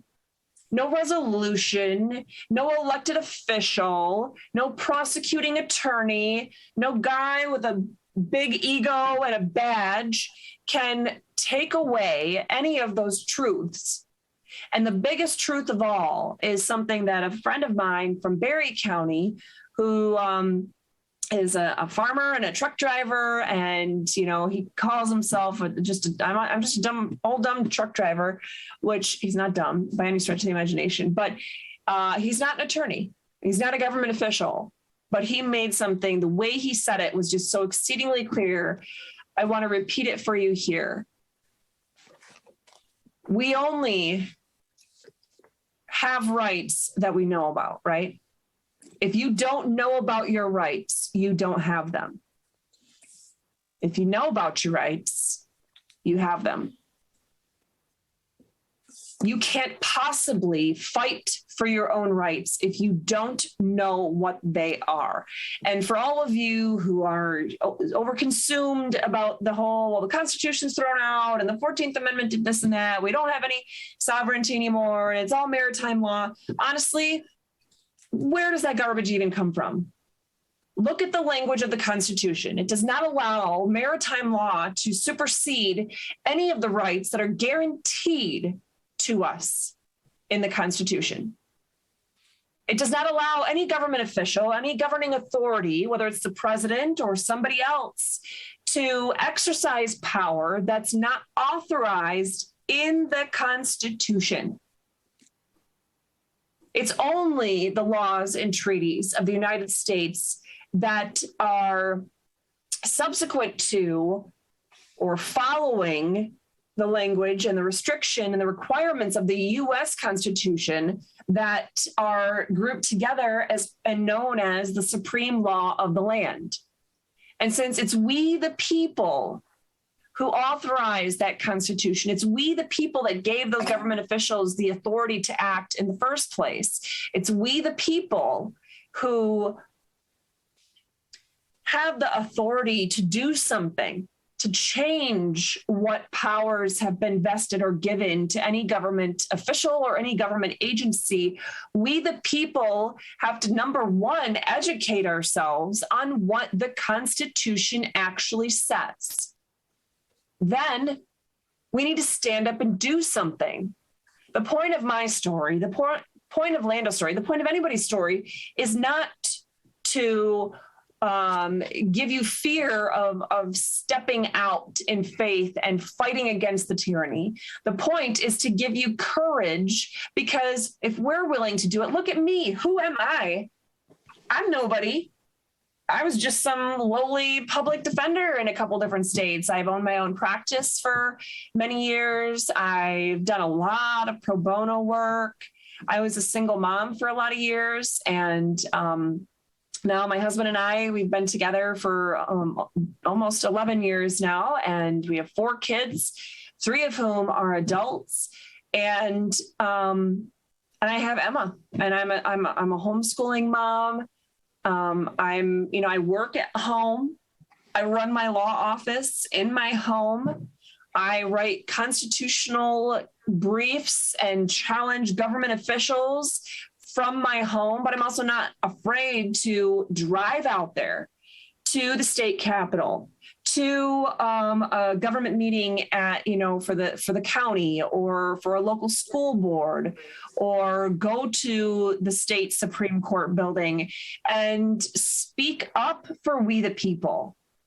And it's not because I'm an attorney, it's because we have a duty as citizens to hold those government officials at bay, to put them in check. And the irony, you guys should take a look at my website sometime and read through the constitutional amendment petition that we were circulating, the Restore Freedom Initiative. You could probably Google it and just still find it as a record on the Michigan Secretary of State website. But one of the things that it did was it gave teeth to punishments for government officials who violated the Constitution, that there would be actual realistic consequences and punishments. There would be jail time. There would be financial penalties. This is not something that was just able to go away. And it wouldn't take a prosecuting attorney's office to prosecute them. If there was a government official who had done wrong, standing would be in any citizen who had evidence of the charges. The point is, I was trying to make it easier for we the people to get back that power and truly recognize the authority that we already have. But even without those changes to make it easier or simpler on us, we still have a voice and we have a job to do. So, Lando, you and I originally met. Like I said, Well, I know that we were at an Americans for Prosperity meeting a while back in Grand Rapids, but we talked more, I think, at the district committee for the Republican chair thing. They were doing it over Zoom, but we were at the church because we knew they were supposed to do it in person, not over a phone or something. And then they're muting people if you want to do point of order. I saw the whole thing. I was like, is this happening within the Republican Party? But I was like, whatever, they're going to do what they want. yeah, so it's a side note. I'm also willing to take on the evil from within any party, even my own. So the Michigan Republican Party, I took them on from the inside out when they were buying into the COVID garbage and violating state law and trying to hold elections for positions for the county and statewide level offices just by Zoom. I'm not afraid to take anybody on because I wasn't there to make friends. I'm there to do my job as a citizen and as an attorney to make sure we are following the Constitution and the rule of law. But anyway, Lando was just pointing out an incident that happened in February, started in February 2021. But yeah, so he and I met a lot of years ago, well, a few years ago at least, about 2016. When it was at our friend John Cholsky's office, when he was working for Americans for Prosperity and had put on an event. And I'm pretty sure I probably had at least one, if not two of my children with me, because I at least had one of them with me at all times. But I was homeschooling my son, Alex, who's now 18. And Emma was just a little baby when we met. But anyway, my point in bringing up when we met is that we both met. I want to say it was actually in the earlier part of 2016 because we were both candidates for the state house. We were in different districts. Yes, I think I was challenging an incumbent. I don't know if it was an open seat for you. It was an open seat for me. And those were very interesting races. But nonetheless, it was just a way, I guess I bring that up as you and I, and correct me if I'm wrong, but you and I had never done, excuse me. I know I had never run for office before. I had actually been appointed to fill a vacancy as a precinct delegate. And you might have run for precinct delegate, but for that, you had never run for office before that. Is that right? 2016 was the first time I ran for a public office against an incumbent because they voted to increase the gas tax and vehicle registration fees. When we voted no, proposal won by over 80% statewide. But yeah. So, and people think I give out a lot of information when I answer questions, but that's why we're friends. Yeah. So yeah, neither one of us had run for office before, and quite frankly, had really never thought about it. I was a poli-sci major, and before going to law school, but never really thought about running for office myself because I knew I was always meant to work in the law to help people. And you're, I'll just say, like more in the entertainment industry, and you have. That sounds wrong. Give me other words that don't sound dirty that explain what you do. So what I do is I educate students at colleges and universities through a trivia show where they win money, so they'll pay attention to the actual questions. It could be on drug and alcohol awareness, vaping, the Constitution, stuff of that nature. But during the summer, as a contractor doing that type of work, I had an incumbent that was voting against our conservative values. And not to make this a race thing, but she was the same ethnic group that I was. And I'm getting crap about, like, I thought you were conservative for a long time. It's like, yeah, we're for lower taxation and pro-life and all that jazz. Well, your elected officials voting the other way. It's, oh, well, we need to do something about that now, don't we? But before I go on, just real quick, I want to address some comments that are being made. I do have a dash cam now in my car. I would have done that sooner had I known that they were cops that were that dirty, because I was not aware that it was going to be that rough. I am aware now to go after a judge's or an attorney's bonds. There are steps to do that. They have, their own oaths. There's canon law. You have to understand procedures. The great thing I can respect about Katherine is she understands proper procedure with the court. Unfortunately, though, you can do all the right things, and if they're not going to recognize the right things, and what's the whole point of doing things all the correct way with your verbiage, your statutes, your codes, and everything? Because I have actually defeated a speeding ticket down in Allegan County before, but it was dismissed without prejudice. So guess what they did? They corrected all the errors. They found where I live, and they reissued me a ticket. So this is how aggressive Allegan County is. They really want their money, their credits on their back end ledger, whatever. But with that being said, this is why I would appreciate for Katherine, because she really does care about things being done correctly the first time. I was very happy that she had asked me to serve papers to the prosecuting attorney's office because I know how corrupt they are. So Katherine, if I'm ever in the area, I'm more happy to serve more papers on your behalf for at least $1. Well, I'm sure that there will be more documents that need to be served on the prosecutor's office because I'm definitely nowhere near done with them again. But and I too was just taking a moment to go through some comments to see if there's any questions that we didn't. If you see any other ones, I just want to take a moment for us to go through and double check here. I want to make sure you guys, there's a lot of discussion amongst yourselves, but I want to come through and make sure that we are answering questions that come up.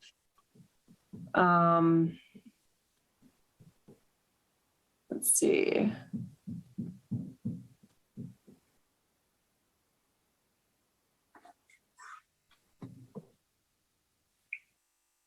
Let's see.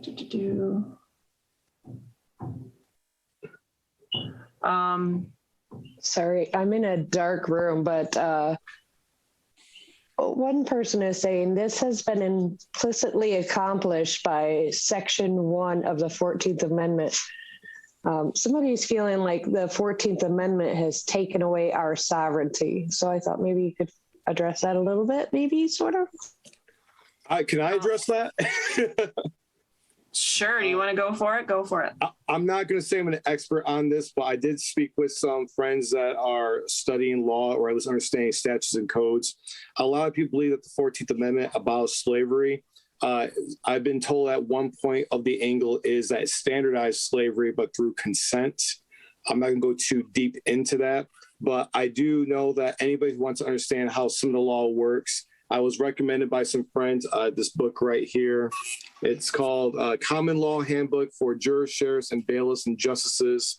It's about the people who like to have people learn about the Republic, of where we came from, all that. But the way I understand it is we all have God-given rights. And the only way we lose those God-given rights if we consent to benefits and privileges. And that's by way of contract law. Law is contract, contract is law. And I know that somewhere in the Bible, I can't think of the verse right now, but it talks about honoring your agreements, that things that you sign for, keeping your word as your bond. And since I've been assaulted by this officer, I've been learning about what is law according to the court? What does their statutes and codes mean? Do I understand what Title 15 means? All that stuff. I mean, Katherine and me only have so much time in the day to try to learn everything. If she's going through an ongoing court case, she has to take her knowledge she knows to find out how to beat it the best way she knows. And like with me, with my limited knowledge, I can only go to certain people that I know with my limited resource, find out what is the foundation of everything. So to go back with the 14th Amendment, I understand that we're taught in school that it abolishes slavery, but if you read the details and what words mean in the Black Laws Dictionary, it seems to be that it's standardized slavery through consent. But I'm not going to say that's the absolute truth or not. Everybody needs to read the 14th Amendment. They need to look at a Black Laws Dictionary on what things mean, because now I'm realizing that things I say between you and me as a casual conversation, like for example, if I say, hey, Katherine, I'm going to go drive to the supermarket or go drive to see my grandma, really, I'm actually traveling. If I say I'm driving in the courtroom, that's say I'm doing for commercial purposes versus traveling. Now, I'm not going to be one of those people that say that I have the right to travel, because if I sign a contract with the state of Michigan agreeing to their terms and conditions, then I signed up for that, unless I revoke my signature. I don't want to get too deep into that. I'm not saying everything's saying is legit. It's not legal advice, but based on what I've been reading is we have God-given rights unless we sign up on a contract for benefits and privileges. But with that being said, if you want to know what the 14th Amendment means, you just got to reread it, look at Black Laws Dictionary. That's the best way I would address it. So I'm going to go to section 1 of the 14th Amendment because it's actually not very long. All persons born or naturalized in the United States and subject to the jurisdiction thereof are citizens of the United States and of the state wherein they reside. No state shall make or enforce any law which shall abridge the privileges or immunities of citizens of the United States, nor shall any state deprive any person of life, liberty, or property without due process of law, nor deny to any person within its jurisdiction the equal protection of the laws. Those words literally mean what they say they mean. So for those people out there that are talking about, judicial interpretation and all that, that's a load of garbage. That's not allowed in the Constitution. Article 3 of the Constitution does not, Article 2 of the Constitution. I'm so confused. I'm getting all my articles mixed up. But whether it's Article 2 or Article 3 right now, Article 3. Article 3 of the Constitution that conveys that judicial power does not give the Supreme Court or any court in these United States the ability to make some interpretations of what law is and rewrite the wording of our statutes, of our ordinances, of our Constitution. It's not permissible. They were never given authority to do that. It's about dang time that we work together to stop them from doing those things. And the language right here in this very provision is one of the best groups of sentences to talk about what our rights are, and that states are not allowed, government authorities are not allowed to infringe upon our rights in any way. We have additionally secured that right to life, liberty, and property secured by the protection of due process of law, and added to it the specific, prohibition to the states, like, hey, dummies, this applies to you too, not just the federal government, but state governments can't violate your rights. And what I love about the 14th Amendment is also the equal protection, that we have equal protection of the laws. The laws are there to protect us and our rights. The government's not there to create a whole bunch of laws to deny our liberties, but rather to protect our liberties. And shoot, where are they? There were some other, so somebody was concerned about the math on my marriage. My husband and I each had spouses who didn't want to be married and see the institute of marriage the same way that we did. So we have each been married before. I have a son. His name is Alex, and my husband has 2 daughters, Jacelyn and Janessa, and they are 19 and 21 now. My son's 18, and together we have Emma, and she's 8, but we raised all 4 kids together because we've been together for 11 years. So if that answers your question, if it doesn't, then I guess, I don't know.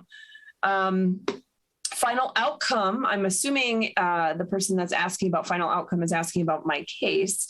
The final outcome of my case is that I will not stop until all of those who have violated their oath of office in this situation are held personally responsible. I was hoping it would happen through my criminal case when I went up through the appellate process. At this point, whatever God's plan is, I'm there to follow it. So if I just need to get a plain dismissal at this point in my criminal case, and then bring on the civil charges, the civil case against all of these individuals, then so be it. That is what I will do. But the end result is that I will not stop fighting until all of these individuals are held personally responsible, but even more so, they as though they started out this case against me because they wanted to use me to set an example for anybody else that might be a freedom fighter or love their liberties, know their rights. No, they are the ones that are going to be used as an example. I will use them to set an example for every other oath taker, every single other government official who is even considering to toss out the Constitution, to toss out the law and say to people, no, you can, if you want to talk about the law, you can have your day in court. That's not my job. No, your job as a law enforcement official, or quite frankly, any government official, is to first and foremost protect my rights because I'm an American citizen. You have a job to do to preserve and secure and protect the liberties that God gave me. That is your primary objective.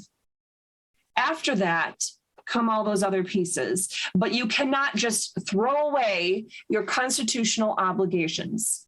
So that will be the broader piece. And since all this craziness started, since, especially since 2020, I have set aside all other paying clients. I don't take paying clients anymore. I live on donations, which, by the way, if you want to donate to all the work that I do, please do so. If you want to donate specifically to the appeals in this case, which have cost me out of pocket well over $3,500 to date. And of course, that's not attorney's fees. That's just me paying to the court out of pocket for being for filing the appeals and trying to get a fair outcome on this.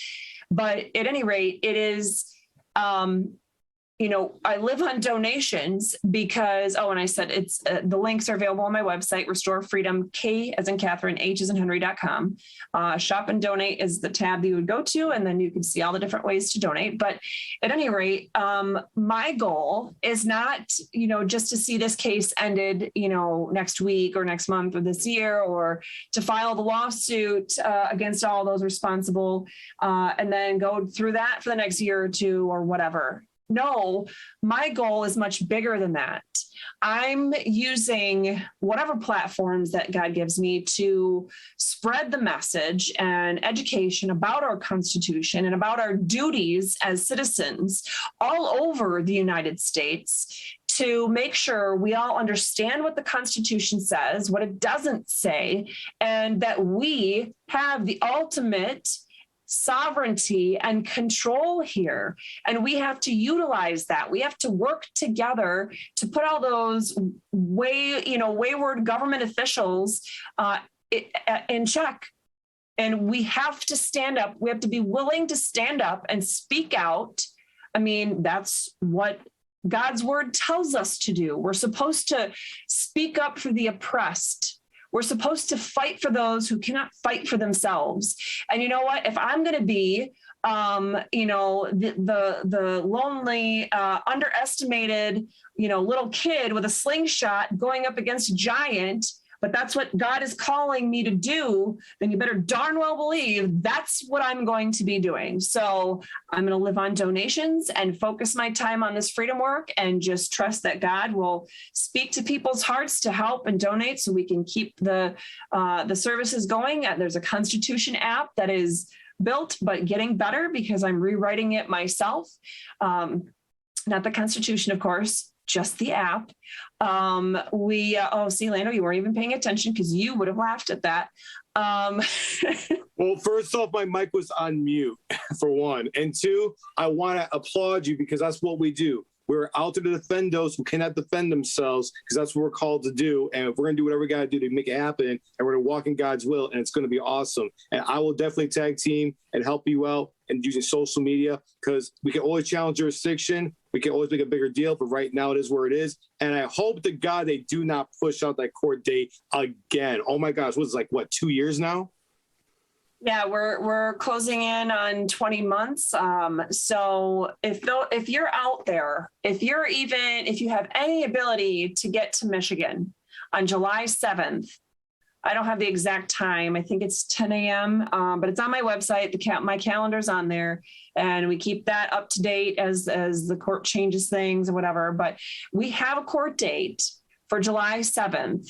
If you want to join us that day, standing outside of the courthouse with signs about the Constitution or freedom or, God-given liberties, anything, any key words like that. If you want to take it a step further and join us in the courthouse that day, better yet, in the courtroom, I would love your support. I want all of these government officials, all of them, to be quaking in their boots because they know people, not just in Allegan, people in the whole county, in the whole region, in the whole state, and the whole country are coming together and they're watching their every move because it's not just what's happening there. People all over, especially in the AG's office and elsewhere, are watching these cases. A couple of you have been mentioning about January 6th. You probably have heard of the most recent public arrest for a January 6th case. That was a good friend of mine, Ryan Kelly, who is the front-runner GOP candidate for Michigan governor. And he's been in the fight for freedom with the COVID restrictions and all that garbage since day one with me. We were both on the steps of the Capitol on April 30th in Lansing, Michigan, telling people as we were holding the first in-person rally on the steps of the Capitol that they could not continue the reign of the EOs and all the mandates. It was not legal. It was not constitutional. And at any rate, so if you want to talk about people, the January 6th defendants, I know what it's like. I wasn't there that day. I was actually working on briefs on my case. So I didn't go to DC, but Ryan Kelly did. And he didn't do anything illegal. And yet they're treating him as disproportionately awful.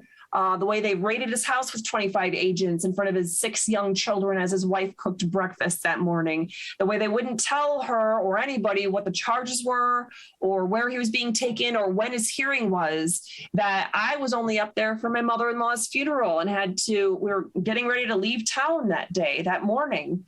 And when I got the news, talked to her, they hadn't found an attorney yet. So I put my funeral dress back on.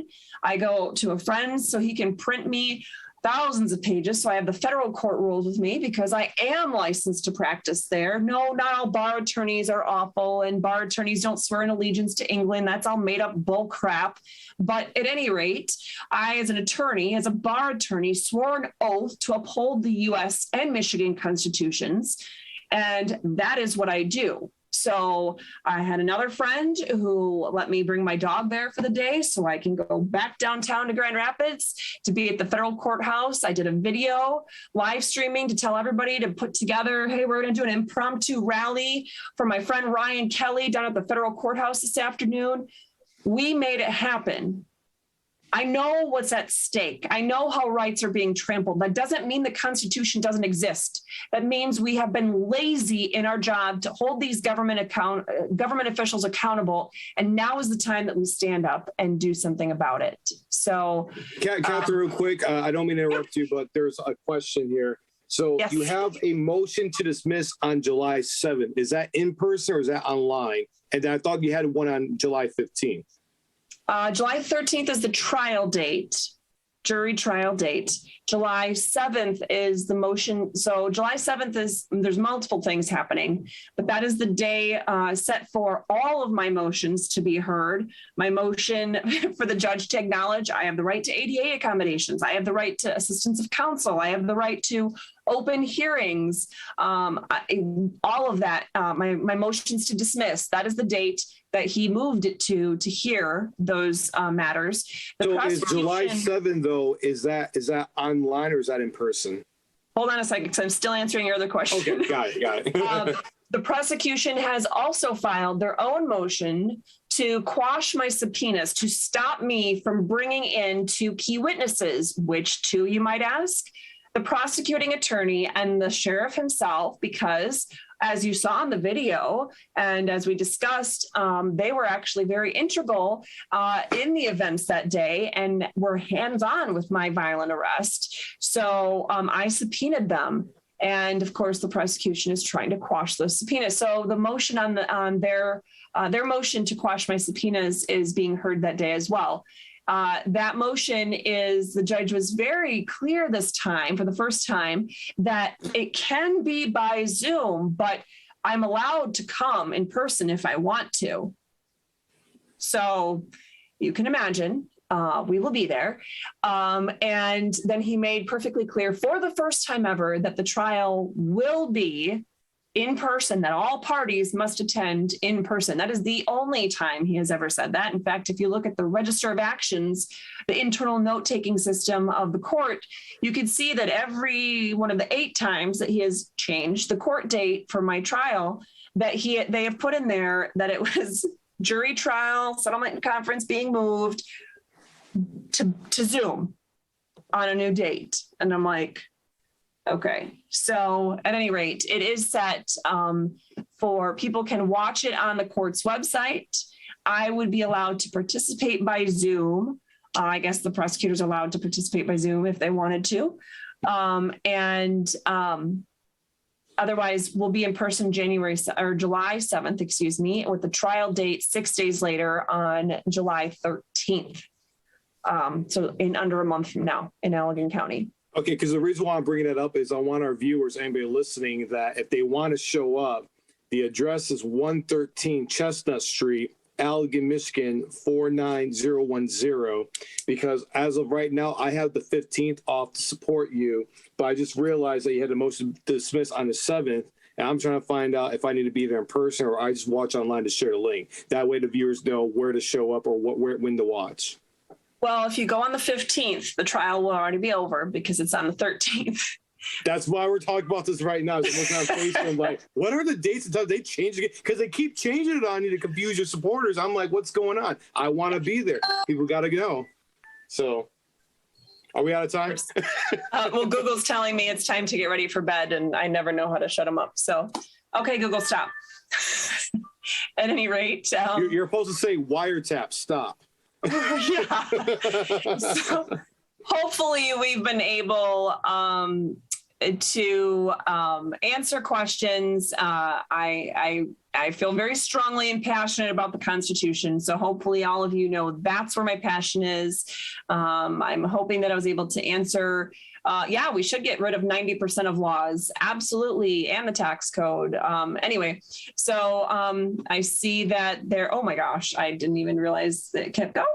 So hopefully you guys were able to be able to get all your questions answered. And if you want to continue the conversation with me, by all means, join me Tuesday at noon. You can go through my website, but you can find us Restore Freedom, social media links, YouTube, Facebook, Rumble, and then we broadcast to other ones as well, Twitter and whatever else. So, but join me Tuesday at noon. That would be Eastern Standard Time, noon. We'd love to see you there. And of course, our time to discuss this has ended. Orlando, I wanted to thank you for joining me today and discussing these very important matters. And I look forward to doing additional conversations and videos with you soon through my own networks so that people in Michigan can know what's happening in Allegan County. So thank you. And before you jump off and we pass the baton, was there any last minute thing you had wanted to share? God bless you and nobody else. I'm just kidding. No, if you guys really care about what's going on, please share, please donate. And once again, we're not here to play victim. We're here to play victor. Victor, we're not out to get a whole police department. We're out to get those oath breakers. We just want them to follow the Constitution. We just want them to actually go based on procedure. They're clearly not doing that. I've had many issues with this particular courthouse. And we all need to pray for Katherine that things work out in her behalf, in her favor, because I would love to see her kick all of their butts on the premise of the Bible, premise of the law, statutes and codes, and everything. With that being said, that's all I got for you. And I'm looking forward to being in another video with you on your network.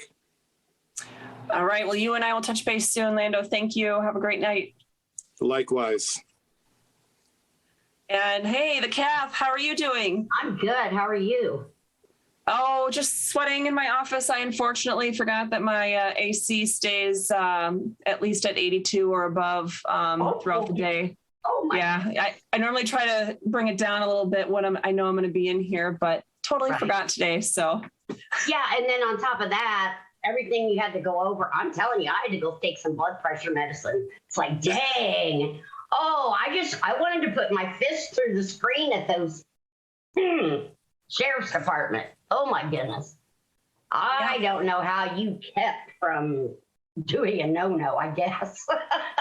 That was rough. I mean, I've heard you talk about it before, but to actually see the video itself, I mean, what a bunch of thugs. Yeah. Yeah. Yeah, and if you're interested, I kind of stopped at where most of the stuff I wanted to cover that related to today's discussion, had been viewed, but the remainder of the video goes on because when we left there, it just picks up where several people had done, live streaming of me talking about it, and I was in shock, so everything is just like coming out. This is just seconds after we left there. Just went a mile down the road so they wouldn't arrest us again. But I go through in exacting detail all the stuff that wasn't picked up on the videos. And I'm realizing in the video, I'm like, oh my gosh, because I had long sleeves on. And I was like, oh my gosh, my elbows are bleeding and my wrists are, yeah, my wrists were, I still have a bit of a lump right here. It's probably hard to tell. But yeah, I had a huge contusion here for over a year. It's still, you can still feel there's something not quite right there. I had huge bruises on my legs. All of those photos and everything is. About this right now, I'm looking on Facebook. I'm like, what are the dates and times they change it? Because they keep changing it on you to confuse your supporters. I'm like, what's going on? I want to be there. People got to go. So. Are we out of time? Well, Google's telling me it's time to get ready for bed, and I never know how to shut them up. So, okay, Google, stop. At any rate, you're supposed to say wiretap, stop. Yeah. So, hopefully, we've been able to answer questions. I feel very strongly and passionate about the Constitution. So hopefully all of you know that's where my passion is. I'm hoping that I was able to answer. We should get rid of 90% of laws. Absolutely. And the tax code. Anyway, so I see that there, oh my gosh, I didn't even realize that it kept going. So hopefully you guys were able to be able to get all your questions answered. And if you want to continue the conversation with me, by all means, join me Tuesday at noon. You could go through my website, but you can find us on Restore Freedom, social media links, YouTube, Facebook, Rumble, and then we broadcast to other ones as well, Twitter and whatever else. So, but join me Tuesday at noon. That would be Eastern Standard Time, noon. We'd love to see you there. And of course, our time to discuss this has ended. Orlando, I wanted to thank you for joining me today and discussing these very important matters. And I look forward to doing additional conversations and videos with you soon through my own networks so that people in Michigan can know what's happening in Allegan County. So thank you. And before you jump off and we pass the baton, was there any last minute thing you had wanted to share? God bless you and nobody else. I'm just kidding. No, if you guys really care about what's going on, please share, please donate. And once again, we're not here to play victim. We're here to play victor. Victor, we're not out to get a whole police department. We're out to get those oath breakers. We just want them to follow the Constitution. We just want them to actually go basic procedure. They're clearly not doing that. I've had many issues with this particular courthouse. And we all need to pray for Katherine that things work out in her behalf, in her favor, because I would love to see her kick all of their butts on the premise of the Bible, premise of the law, statutes and codes, and everything. With that being said, that's all I got for you. And I'm looking forward to being in another video with you on your network. All right. Well, you and I will touch base soon, Lando. Thank you. Have a great night. Likewise. And hey, the Kath, how are you doing? I'm good. How are you? Oh, just sweating in my office. I unfortunately forgot that my AC stays at least at 82 or above throughout the day. Oh my. Yeah, I normally try to bring it down a little bit when I know I'm going to be in here, but totally forgot today. So yeah, and then on top of that, everything you had to go over. I'm telling you, I had to go take some blood pressure medicine. It's like, dang. Oh, I wanted to put my fist through the screen at those sheriff's department. Oh my goodness. I don't know how you kept from doing a no-no, I guess. That was rough. I mean, I've heard you talk about it before, but to actually see the video itself, I mean, what a bunch of thugs. Yeah. Yeah. Yeah, and if you're interested, I kind of stopped at where most of the stuff I wanted to cover that related to today's discussion, had been viewed, but the remainder of the video goes on because when we left there, it just picks up where several people had done, live streaming of me talking about it, and I was in shock, so everything is just like coming out. This is just seconds after we left there. Just went a mile down the road so they wouldn't arrest us again. But I go through in exacting detail all the stuff that wasn't picked up on the videos. And I'm realizing in the video, I'm like, oh my gosh, because I had long sleeves on. And I was like, oh my gosh, my elbows are bleeding and my wrists are, yeah, my wrists were, I still have a bit of a lump right here. It's probably hard to tell. But yeah, I had a huge contusion here for over a year. It's still, you can still feel there's something not quite right there. I had huge bruises on my legs. All of those photos and everything, as lovely as they make me look, are actually in the briefs that I filed. And so they're available for public viewing on my website because I want people to see the truth. Okay. So yeah, anyway, there's more video if you, get bored or can't sleep or, Well, I did have one question. What prompted them to release you? I know they had you in the car, and then, so was it your daughter in the other car and they couldn't get in, or what? What no, made them stop? No, they ended up taking, so I don't remember exactly how so one of the deputies ended up, the young one that showed up, Deputy Bustle, he ended up taking, my key out of my pocket because they wouldn't let me do that. So he took my key out of my pocket at one point and he gave it to Doreen, the woman that was in the black coat and everything. Right. And then she had handed it to Rebecca, who is with her that day circulating, but Rebecca's got long blonde hair. Anyway, so she ended up sitting in the car with my daughter the whole time because my daughter's bawling her eyes out. I can imagine. As she said to me, the second I got in the car, after all that, she said, she's bawling and she said, "Mommy, that was so hard to see the police dragging my mommy away in chains." I mean, so anyway, so she was devastated. But at one point, one of my volunteers anyway, that day that were there, they had my key. And the main deputy had come over, Langlois, he had come over to them, to one of them, and was asking for the car key. And she's like, no, I'm going to take care of the car. I'll move it. I'm going to take care of the child in the car. And he said, nope, I'm not allowed to let you do that. So, give me the key, and basically threatened her with arrest if she didn't give him the key. So she, unwillingly gave him the key so that nobody else was arrested in front of Emma, traumatizing her and everything else. But as far as why they finally allowed me to go, honestly, I think it was because we were live streaming. And when they took my phone, so I was no longer live streaming, other people were live streaming. And, people, I don't know if you could hear in the video, I was at times answering seemingly random questions. I was answering people that were asking questions in the live stream.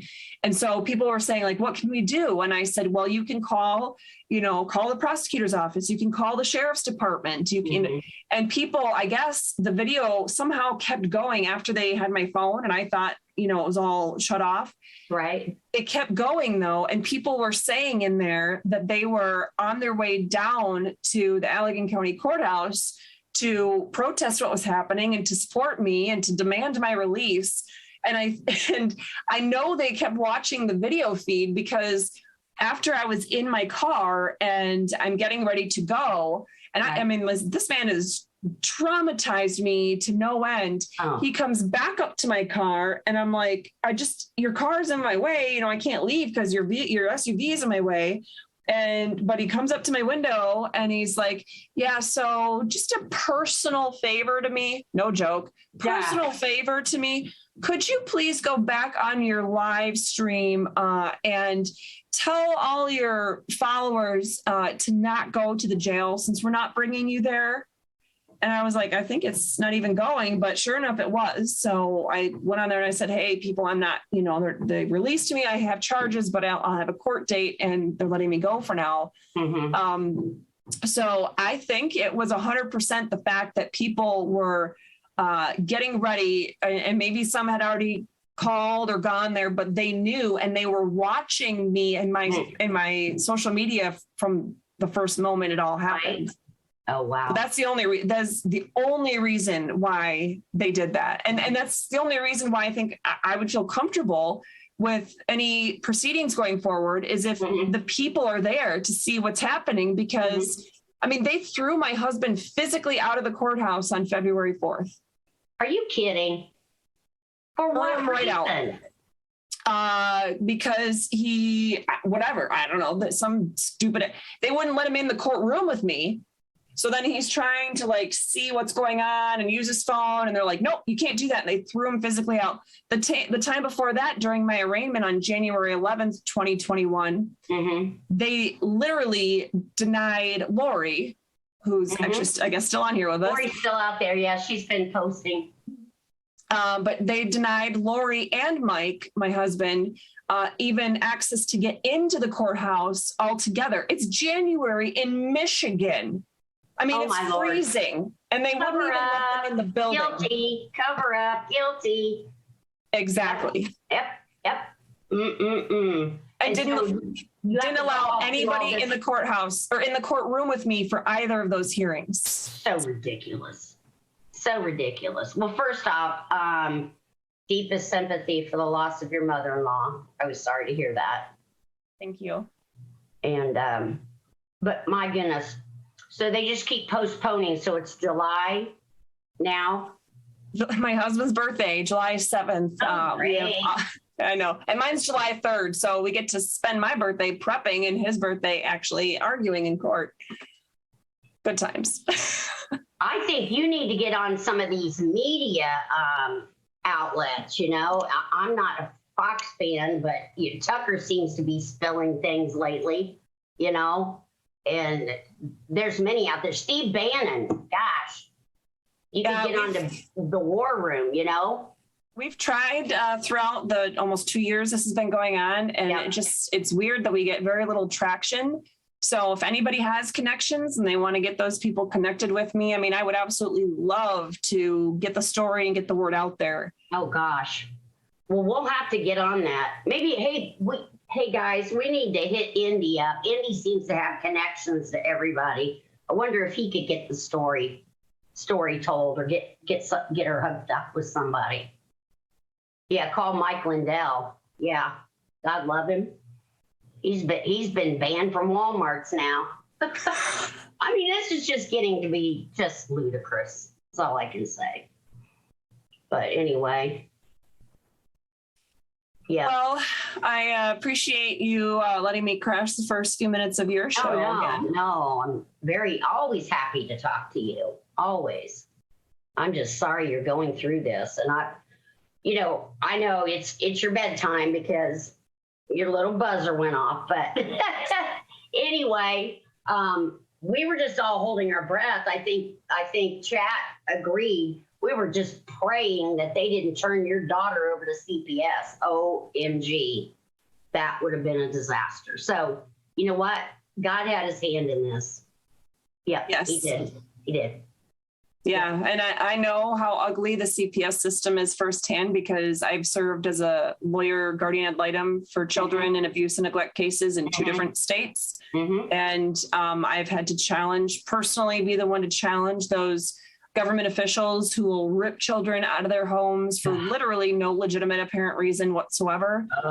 And most attorneys will just go along. I mean, even lawyer guardian ad litem or the just GALs themselves that, oh, well, the social worker says, or the teacher said, or and I'm like, I don't care. Let's look at the truth and what are the facts.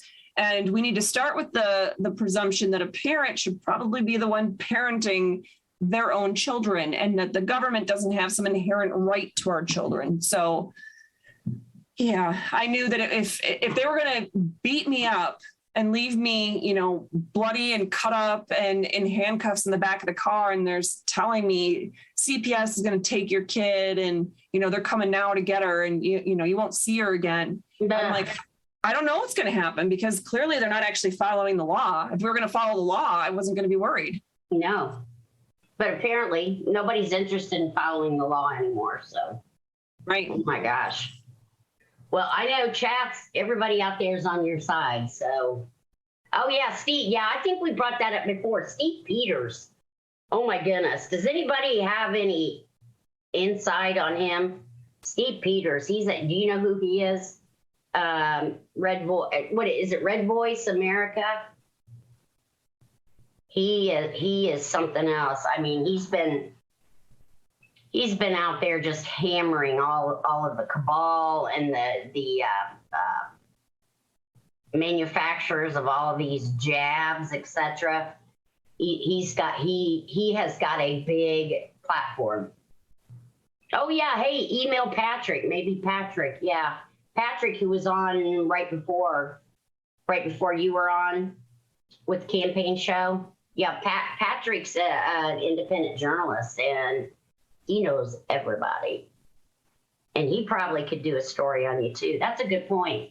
I don't know if Pam's still listening or not, but yeah, that would be a good way. We'll see what we can do. Sounds good. Yeah, because we we just, the more we can expose the truth, the better. Yep, I agree. I have to stay strong. What are you? I just saw a comment on there. I'm really hoping I misunderstood the context it was made in, but any mother who would put their child through that should spend time in jail. So not sure, but it seems like they're saying that because my daughter was with me that day, that somehow I put her through that trauma and I should go to jail. Interesting. I don't know who made the comment. We do have trolls out there. URUAPAN.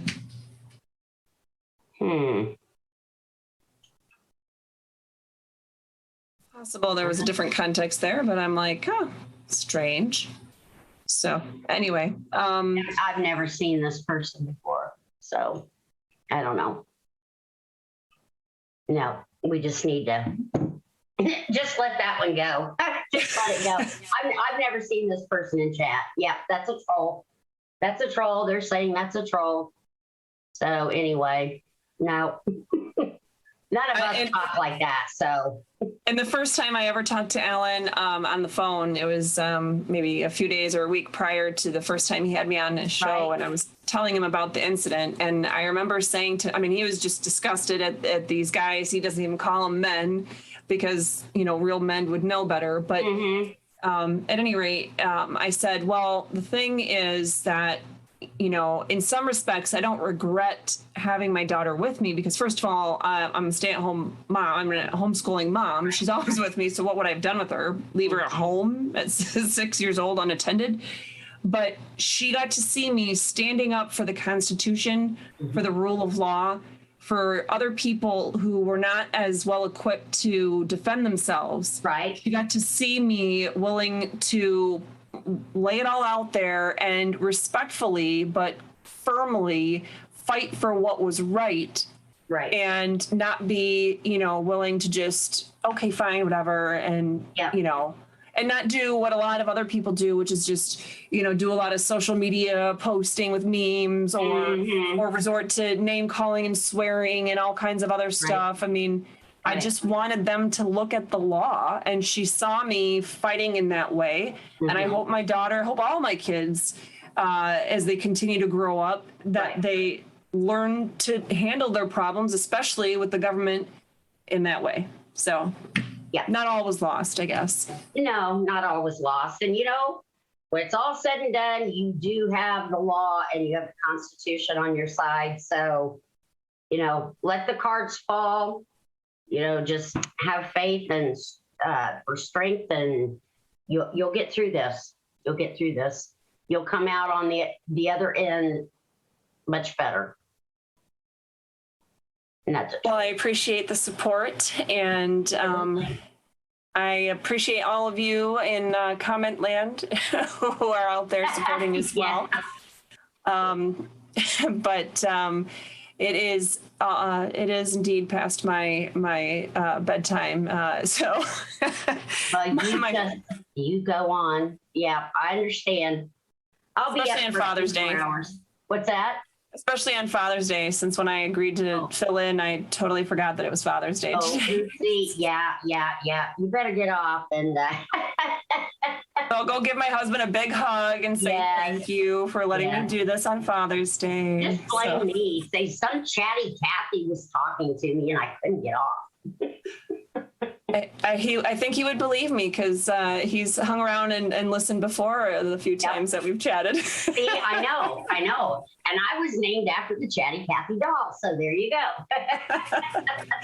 Awesome. Well, thanks to you, and thank you everybody else. So have a great night. Yeah, you too, Catherine. We'll see you soon. Hang in there. All right. Bye.